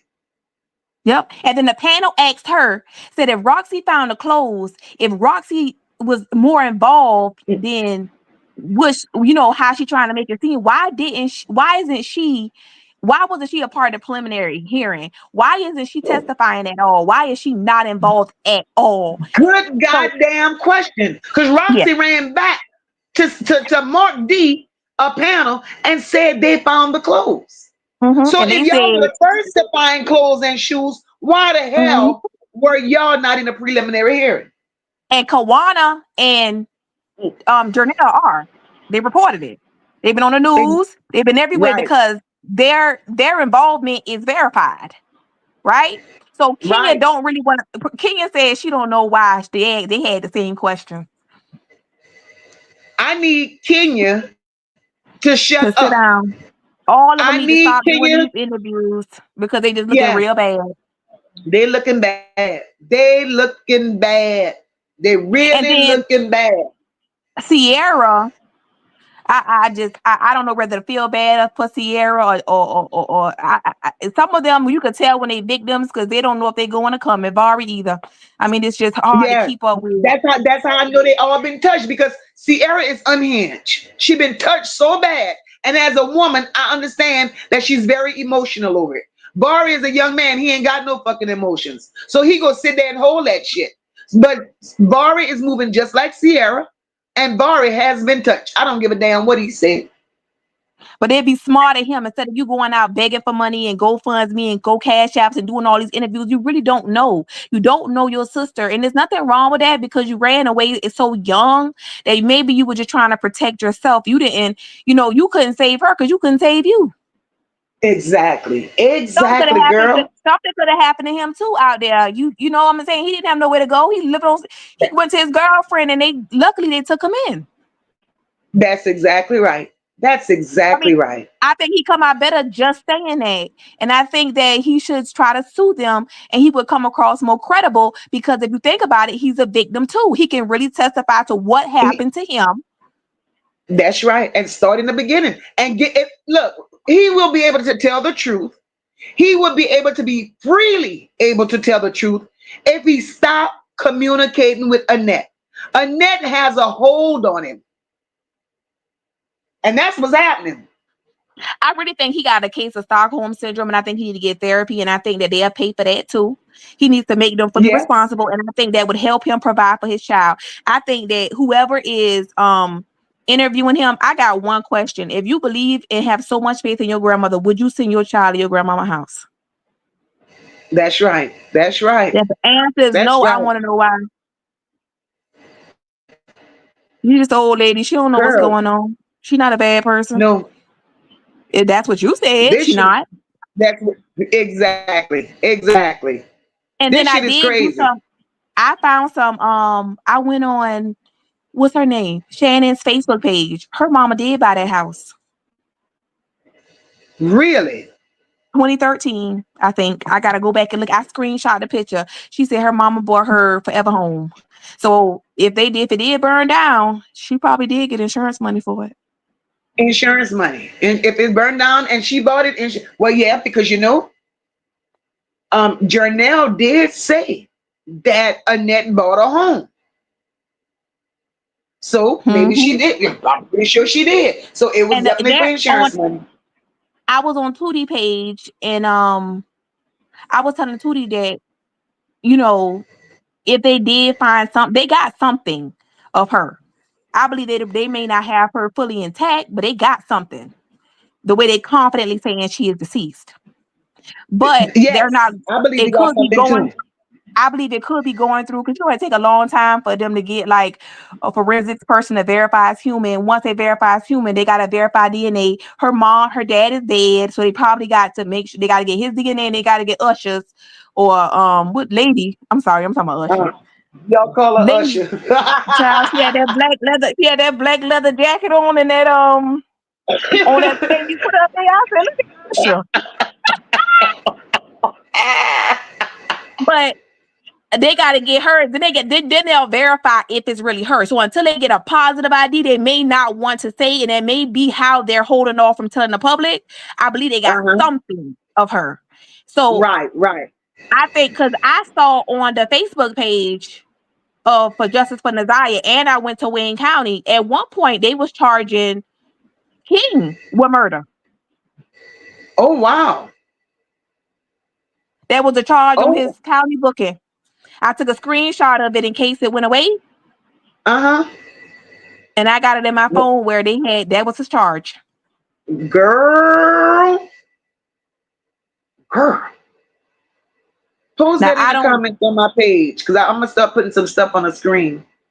I'm gonna try. How do I do it? That's what I was saying. I wish I could post some of that, but I don't know how. If you go to, oh shit, if you go to the comments, you could I'm in the just, comments. oh yeah, go under my comments, on one of the comments, on my page, on my post, Mm-hmm. and you should be able to drop it there. Girl, this is crazy. I don't know if it's letting me. Let me see. I'm in the chat. It ain't gonna let you do it in the chat. You're gonna have to go on my community wall. Yeah, it ain't gonna let you do it in the chat. This shit is crazy.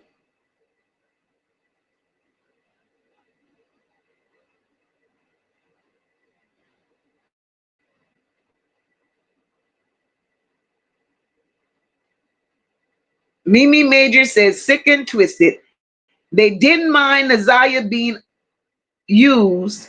It was a problem when Jarvis impregnated and preferred Ziyah over Shannon. That's Mimi. That's when it became a problem.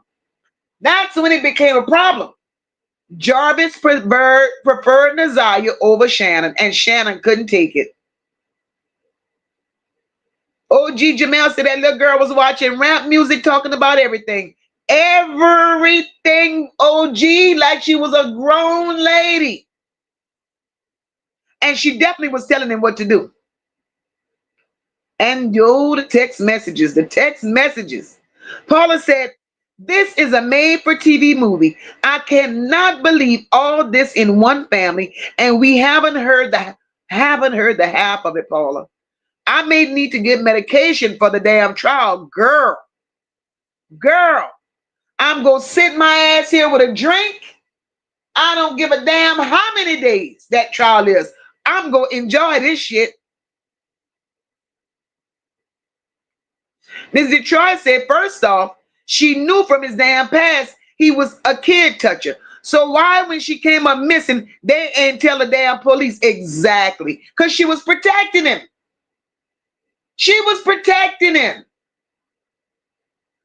Denise says, this sounds like a pedo breeding ring. The insanity has to be stopped. Denise, it sounds like this is a ring.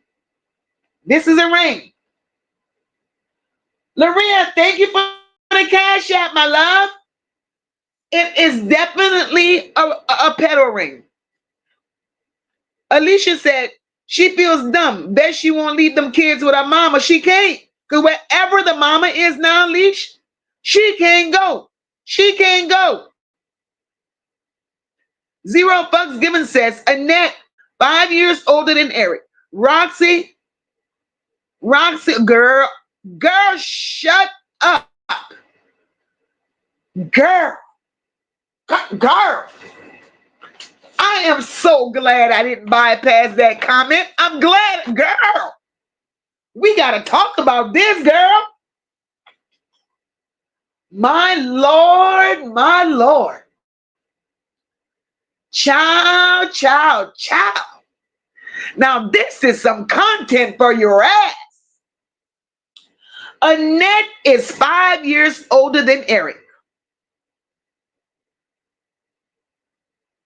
Roxy is a product of the R word. I wonder who touched Kenya and made Roxy. Baby, let me say this shit. And I talk what the hell I see. Okay, me, I talk what the hell I see. Right?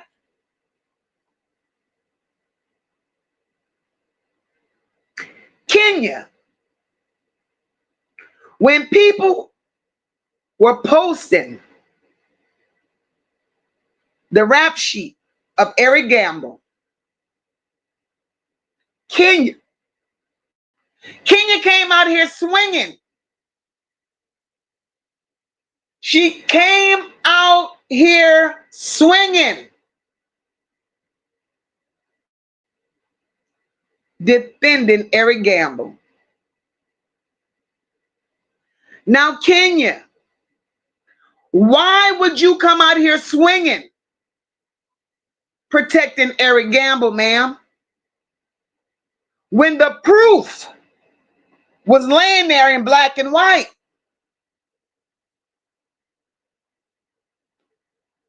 Tell Quarter City to Mocha 5854 at Yahoo.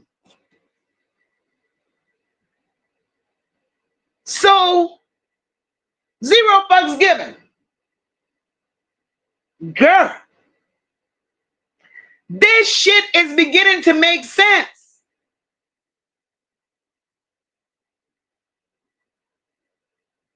Annette and Kenya are related. They're cousins. So who knows? And Annette had a baby by Eric when she was 13.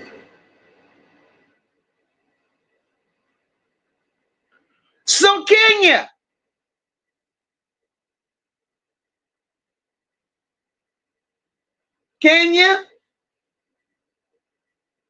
so is Roxy really for Eric too? You motherfuckers is nasty. Ms. Detroit says, Janiyah is Marquita's daughter. He probably touched all the girls in that house, Ms. Detroit. He did. He did. Hi, Doreen Welch. She said, they do DNA tests in prison or not. I've had it done, but everything else, I totally agree. Okay, I don't know for sure if they do DNA tests in prison, Doreen, but what I will say is the state at this point, and that's just my opinion, I believe they didn't spend enough fucking money. They didn't spend enough fucking money on Jarvis. Thank you, Todd. They didn't spend enough money on Jarvis. Them people ain't spending no more money on no goddamn DNA.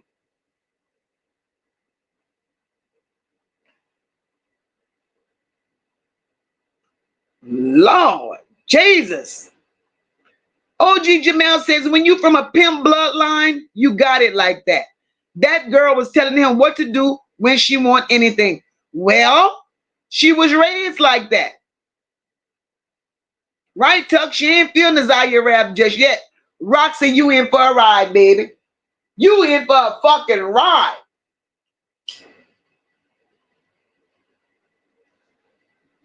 Ms. Detroit said they keep it in the family.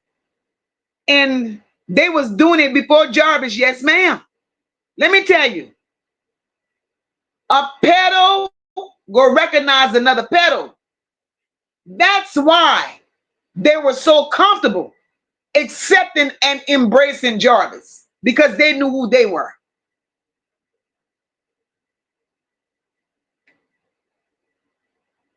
They knew who they were.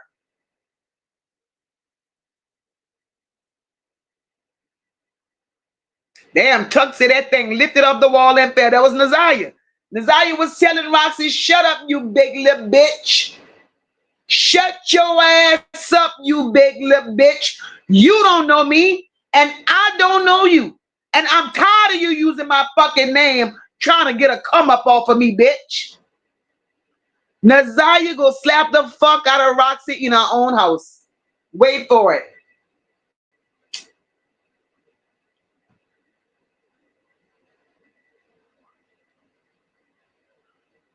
Wait for it. Fem said, wait a minute. So she could vandalize the other aunt's house, but she didn't have no smoke for Shannon when she went up in that trap house with Mark D? Fem, ain't that a bitch? And the reason why she ain't had no smoke for Mark D, the reason why she ain't had no smoke for Shannon when she went there with Mark D is because her and Shannon has been in cahoots from day one. From day one, they were in cahoots.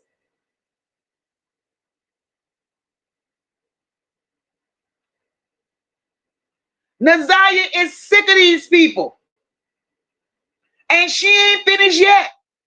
So if Nazaya did this shit to Roxy, y'all, and it was just a picture, imagine the hell that Shannon, Marquita, and Annette is going through. That's why Annette got the fuck out that house. Annette, that house didn't burn on his own. Annette set that motherfucker up out thinking she was going to get rid of the spirits. Bitch, Nazaya traveled with you. Because I know you packed up your shit, bitch, before you set that motherfucker afire. And whatever you packed up, ho, Nazaya all in it. All in it.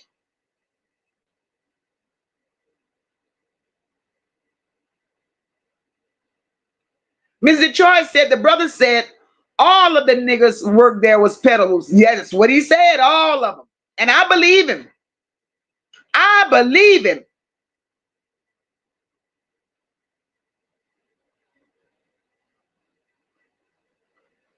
Oh, Jamel said, who's buying her those clothes? She was wearing thought clothes. Oh, Jesus. That's how they had it. That's how they had to dress it. Ms. Real said, Roxy acts like she was the face of Nazaya being known. Cap, Nazaya was the face of everything. Nazaya was the face of everything. Let me tell you.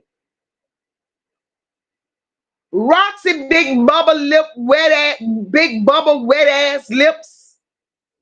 Let me tell you why Roxy felt she was running shit, right? Roxy felt she was running shit because Roxy felt she could have communicated with that little nigga. She was communicating with that little hard leg nigga with that glass pipe. And Roxy was using that crackhead like that crackhead could have given her permission to do what she was doing with Nazaya. Bitch, you just burdened Nazaya in that song. You signed your rights over to the fucking madam. And that's how Roxy got involved. Because Roxy was even putting the little nigga up front. Roxy was even putting that little nigga up in the camera. No fucking sham. That bitch looked like she had just came off of a goddamn crack bench. Mouth all fucking crooked. Shorts all fucking dirty. A baseball cap on her little picky head like she hadn't grabbed it from under the goddamn bed. So do you think Roxy actually cared about that woman? Roxy wanted a fucking dollar. And she put the little nigga up there for sure. Miss Detroit said it's so desperate to get Jarvis, they let all them go. That's the sad part. It's that part. That part.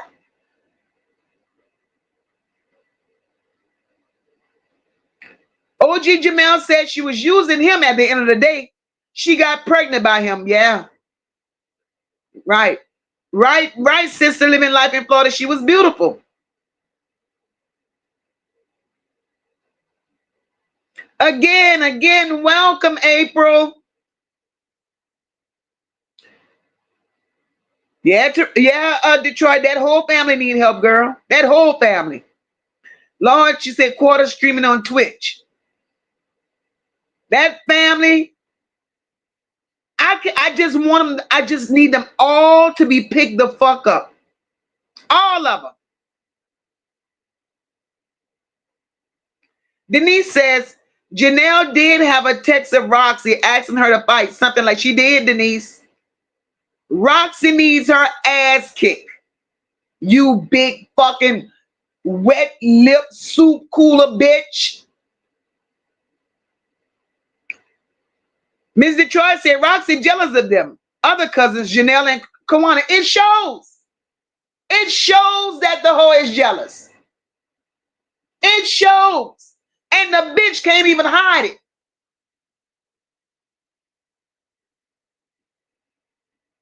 Bitch. Bim said he could still sue. He just needs the right representation. Yes, ma'am. Miss Detroit said, and she been bullying them their whole life. I could believe that. It shows. I believe that.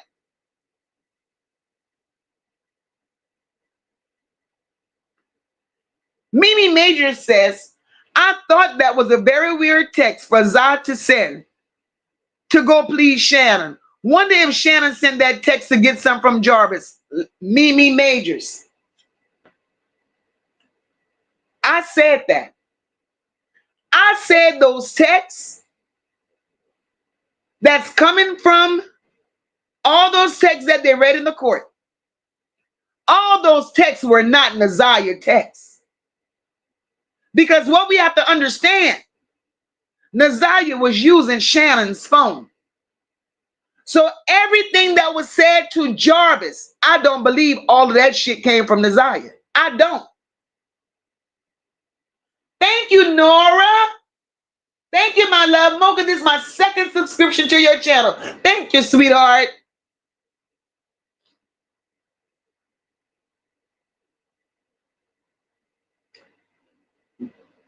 Roxy is a jealous knock-kneed bitch. Denise, I've been asking myself that same question. And just like I asked it, I see I'm not by myself. What if Roxy planted them clothes? I don't think Roxy planted them. I don't think Roxy planted them. You know what I believe? I believe Shannon planted the clothes. I'll tell you what I believe. I believe Shannon big ass planted those clothes. And through conversation, she told Roxy where the fucking clothes were. Because how would Roxy and Kenya roll right up on the fucking clothes? No fucking way. No way. But then y'all rolled up on that shit. Now make this shit make sense. They rolled up on evidence. Shoes, clothes. Right?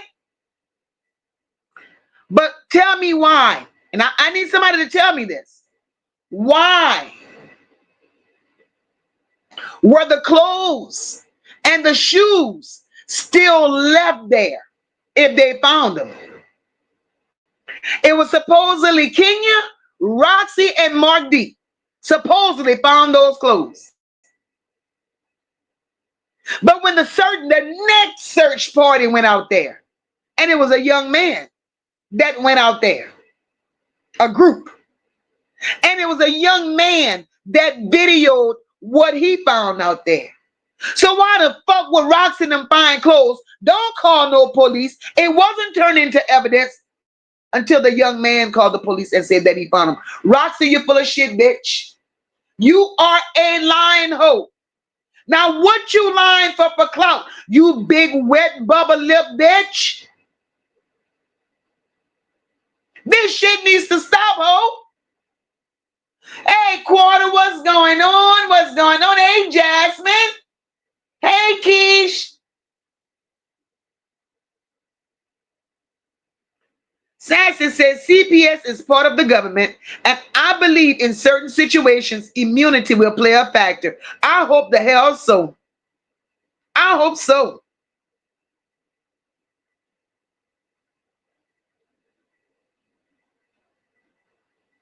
Red said, girl.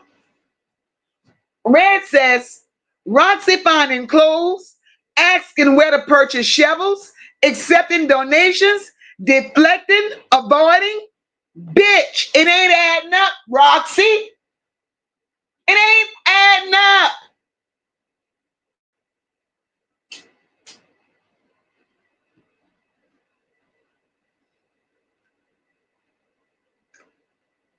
Ms. Detroit says the mama and daughter was getting blew out in the clubhouse. I believe that. Oh, I believe that. Y'all is crazy as fuck. Now y'all got me looking at that motherfucker as Usher. Every time I see y'all post Usher in his chat, I'm tickled.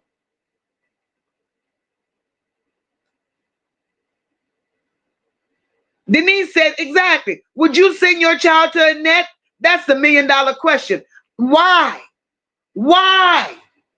She knew who the fuck Annette was. She knew what the fuck Annette was about. So why would that little nigga hand over her innocent baby to a fucking Annette? You bitch, you done stuck them black ass lips around a goddamn crack pipe and you trade your child for crack. Don't nobody never come in my goddamn chat and tell me shit about that little nigga.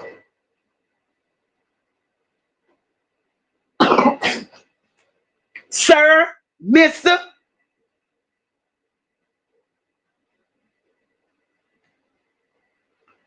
Mr. Troy said yes, he could sue CPS and Janelle and Kawana can help him. Yes, ma'am. And I hope the hell they get with him and he can. Denise says, I think that's next. CPS and school getting sued is coming up after the conviction. I hope the right, because Roxy, you can't sue a motherfucking body, you money hungry motherfucker. You sitting your ass in Detroit with nothing, bitch, but clothes on your fucking back. And because I put my house up for sale. No, you didn't, bitch. You was living in military barracks, ho. You ain't had nothing. You coming here trying to pretend like you got something. Bitch, if you came here with something, you would have been begging the fucking community to buy purple balloons for you to do a balloon release. You would have been begging the community to get shit if Ziyah meant that much to you if you had shit, bitch. Make it make sense. All you came here with, ho, was a coat on your fucking back and 2 Shaka Khan wigs, ho. You started getting them goddamn cash apps, bitch. Then you went on Temu and got crazy. And started buying them plastic ass Temu wigs and lip gloss. Looking like you done sit up there and sucked on fried chicken bones, bitch, and left all the grease on them big fucking lips. Fuck you, Roxy. Fucking bully.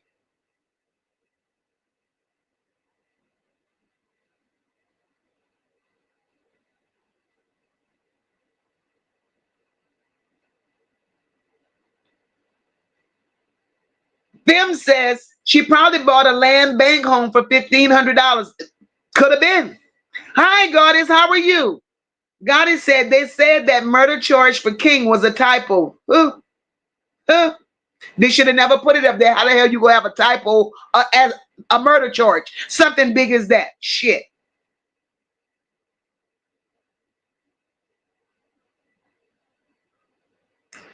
Ms. Detroit says Roxy came flying out of nowhere, took over and bumped them and tried to scare them off. She just wanted money and that's all that hoe wanted. That's all she wanted. For my next live, I'm gonna have videos and those stuff up, y'all. Because I done been on here 3 hours. Roxy just said that to her brother. I was getting that money for your sister and her baby girl. Roxy full of shit. She makes shit up as the fuck she go along. Like everybody fucking crazy.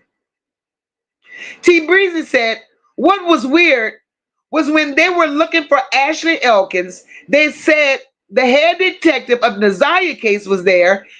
There was no search going on for Ziyah, but they're looking Detroit. Wow. Wow. Because they don't give a fuck. They don't give a fuck.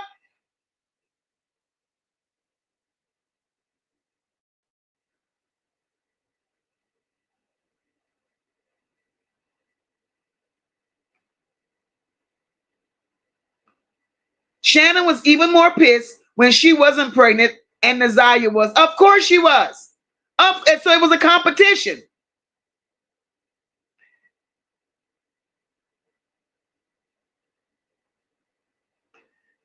Ebony, you ain't shit. Ebony, you ain't shit. You hear me? This chat ain't shit. This chat been out of control all night. Ebony says for y'all to please be respectful in this chat to Vari's mom, because her name is Lady and Gentleman.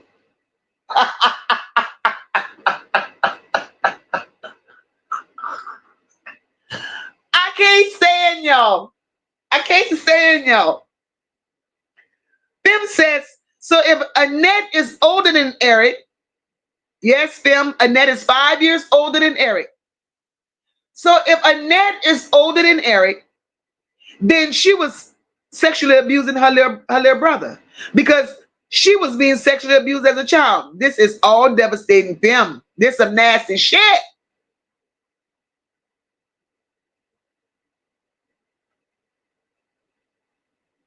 Right, DA? Who Roxy for? Roxy, who your fucking paw, bitch? I know you in the bushes. They got 407 motherfuckers in here, Roxy, and I know you one of them. The people told y'all ass to stay off of social media, and y'all all in people fucking bushes. Go back on TikTok, Roxy, so Ziyah could slap the piss out of you next time.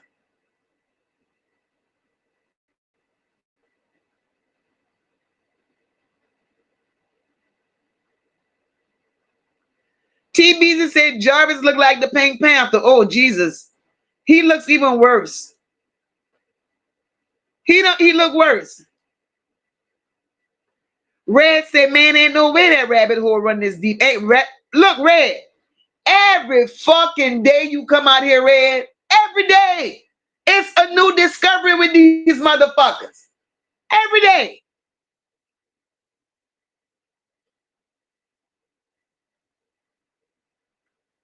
DA said, it's a girl. I just said that. I just said that shit.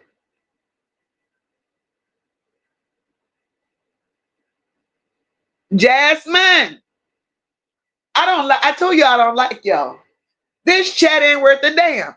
Jasmine said, Roxy look like Ben Rams. Not Ben Rams. Girl, I'm crying on the inside. Why Roxy gotta look like Bing Rams? She look like Bing Rams with lip gloss on. Fuck.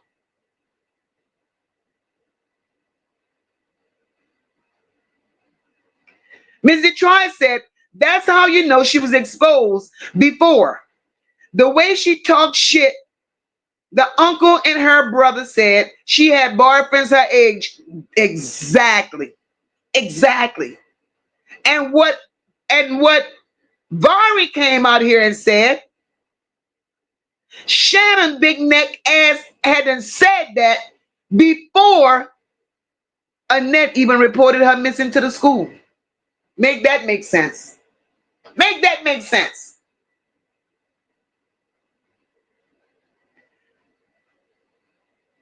Oh, Sherry. Oh, Sherry. See, I'm glad. I'm glad y'all all got opinions. I'm glad all this shit is alleged. Sherry said Roxy and Shannon might have been eating each other. Well, Shannon ate everybody else. Shannon ate the fuck out of what her name, Sierra. Shannon ate Sierra so bad, Sierra is still crying. Ain't that a bitch?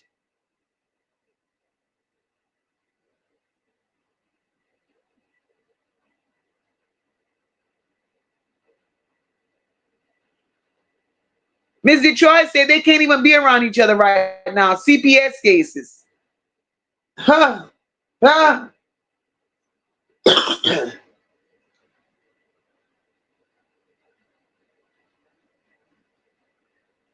Zero Fucks Given said that's why Kenya knew before anybody, but saying she found out from Jeranelle and Kawana. Kenya ain't nothing but a fucking liar.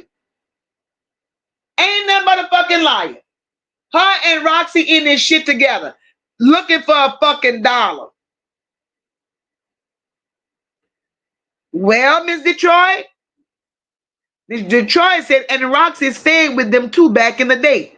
Miss Detroit, I heard that when Mark D went to that trap house. And Kenya said, Shannon said, you know you used to stay with us. You know better than that. Y'all bitches being exposed all over this goddamn YouTube street.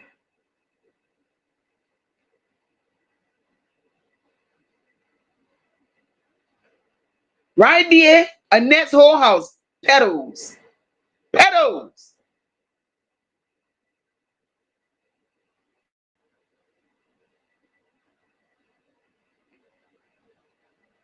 Ms. Detroit said, why y'all think they're defending him? He's a pedo doer too, and done founded them all. That's it, girl. I said it. I said it. Good night, Quarter.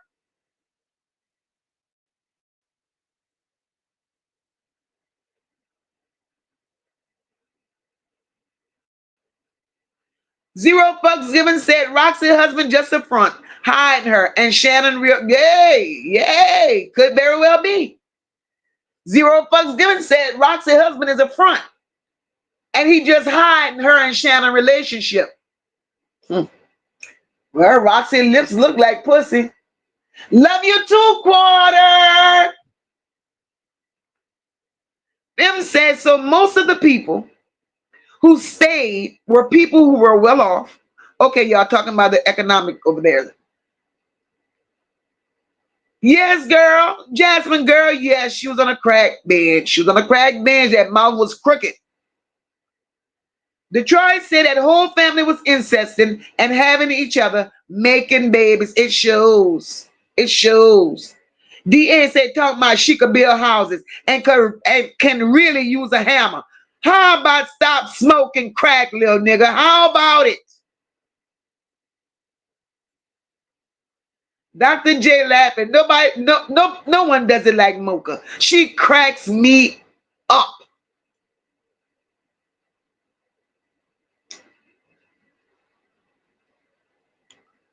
Let's see.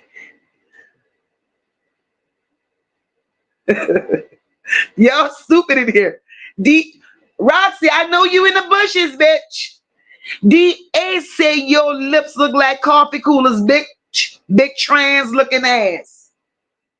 Big thick ass neck.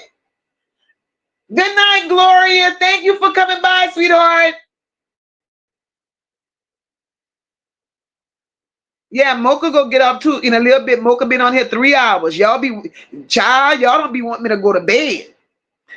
Jasmine said someone else said that Shannon was typing some of those messages too. It gotta be true, Jasmine. I believe. Nobody can make me believe Nazaya typed all that shit. Nobody.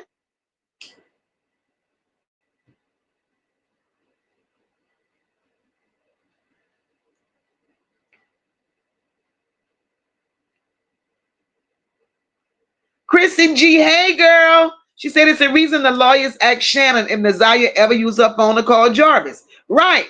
I don't believe the lawyers believe that Nazaya wrote all that shit. I don't believe. I don't believe. Zero Fucks Given said Nazaya was all their worst enemy. Pretty, smart, and very outspoken, and they couldn't take it. That was wait, you missed one, girl. Not only was she pretty and smart, not only was she very outspoken, but she was more a woman than Shannon could ever be. She took Shannon man and rubbed that shit in her face. I love you too, DA girl.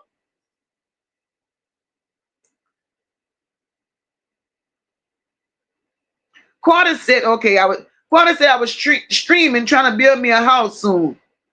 Just wanted to pop in on you guys. I heard the whole live while I was streaming. Mocha, I love you, and I love you more, Quarter. Jasmine says, I'm curious as to why Roxy popped up so quick and asked about a shovel when Mimi went into that shop. Like, what was she doing there? Look, Jasmine, I'm going to answer your question. They was all working together. Mimi has a child by Jarvis. When Jarvis did his interrogation, when he was interrogating Jarvis told the detectives All his women got along because they all knew one another. So Shannon knew Mimi was going to the shop. So because Shannon knew everywhere that Mimi went, Shannon in turn told it to Roxy. That's how the fuck them big lips was able to pop up everywhere that Mimi was. Think about it.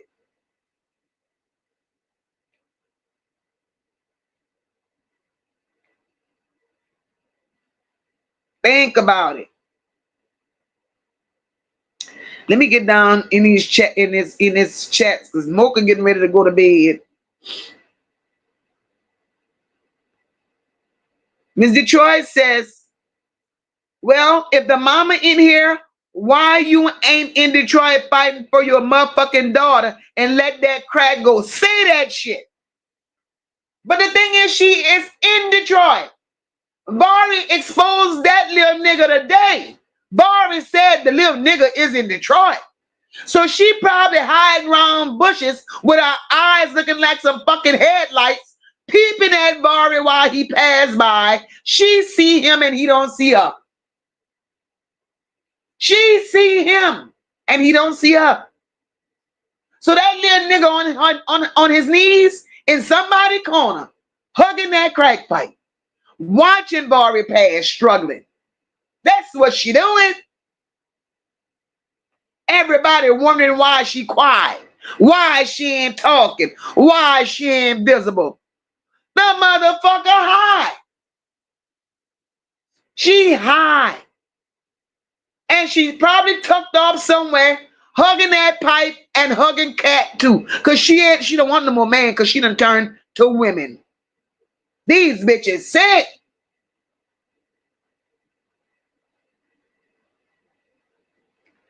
Jasmine said I have a husband and don't even text him stuff like that. What they read in court between Jarvis and Ziyah had to be someone else typing. Maybe Shannon did it to see what Jarvis was doing. Shannon did it, girl. Shannon did it.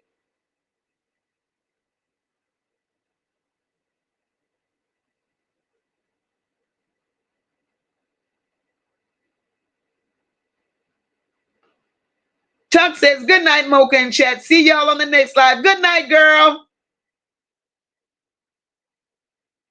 Detroit said this. Says she go both ways. I heard that too. Queen Spirit says, good night. Good night, my girl. Good night. I'm telling all y'all good night right now. Because, look, Mocha done been here long enough. But I will catch you all on the next live. It has been real. I'm going to bed and we still got 400 people hanging up in this chat. But it's time for me to get off. I've been on here long enough. I love you all. Oh, Living Life said we need 10 more likes, y'all. Come on, Bushwatchers, give me 10 more. That's all I require is 10 more. Imperfect Art said, ladies in rehab. She's going to be a star witness. Rehab. Girl. So Vari don't know where the little nigga at. Vari said the little nigga is in Detroit smoking. Smoking. That's right, DA. And that's all we want. Justice for Ziyah. Justice for Ziyah. Guys, I appreciate you all. I really do. I appreciate everybody that sent me the Cash App tonight. I appreciate the super stickers. I appreciate my new members. I appreciate you all to the utmost. And if you have not hit that like button, please make sure you do so on your way out. It is definitely free. Those of you that's in those bushes that have not hit that like button, help yourself. Hit the goddamn button, and next time you can come in here and join the chat too. So, Crown Jewel jumped out the bushes. This case is literally a black version of the book Flowers in the Attic by B.C. Andrews. Generations of insect. You damn right. Nothing but chaos. Good night, everybody. Mocha really enjoyed you all. We're going to get out of here. And I'll be back I ain't telling y'all when I'm being back. What today is? Wednesday. I'm not doing Friday. I have things to do on Friday. Saturday. I'll be back on Saturday. I love you all. I thank you all. And thank you so much, Sassy. Have a great night. And I will talk to you all on Saturday. We're going to come back with some more good stuff on Saturday. Have a good night, guys.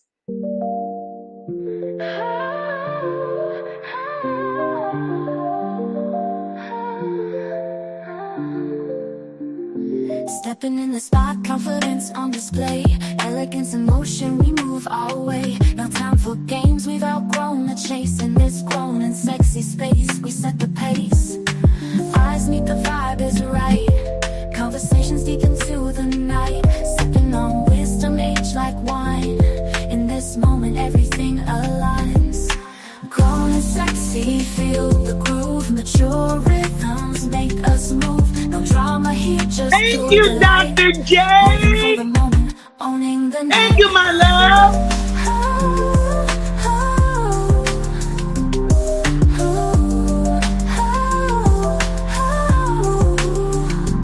Dressed to impress, but it's more than the clothes. The aura we exude, the life we chose. Sophistication in every glance. In this dance of life we enhance. Laughter echoes, stories unfold. Sharing secrets, being bold. In this circle, trust is key. A sanctuary for you and me. Grown and sexy, feel the groove. Mature rhythms make us move. No drama here, just pure delight. Living for the moment, owning the night.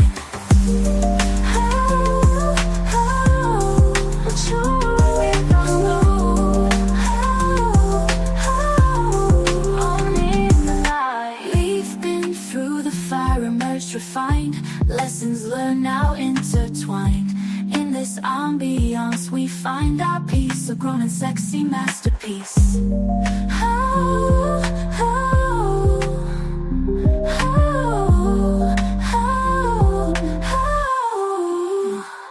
We've been through the fire and urge we fight. Lessons learned now intertwined. In this ambiance we find our peace, a grown and sexy masterpiece. Grown and sexy, feel the groove. Mature rhythms make us move. No drama here, just pure delight. Living for the moment, owning the night. As the night fades, memories remain of the time where joy and wisdom reign. Until we meet again in this space, grown and sexy, full of grace.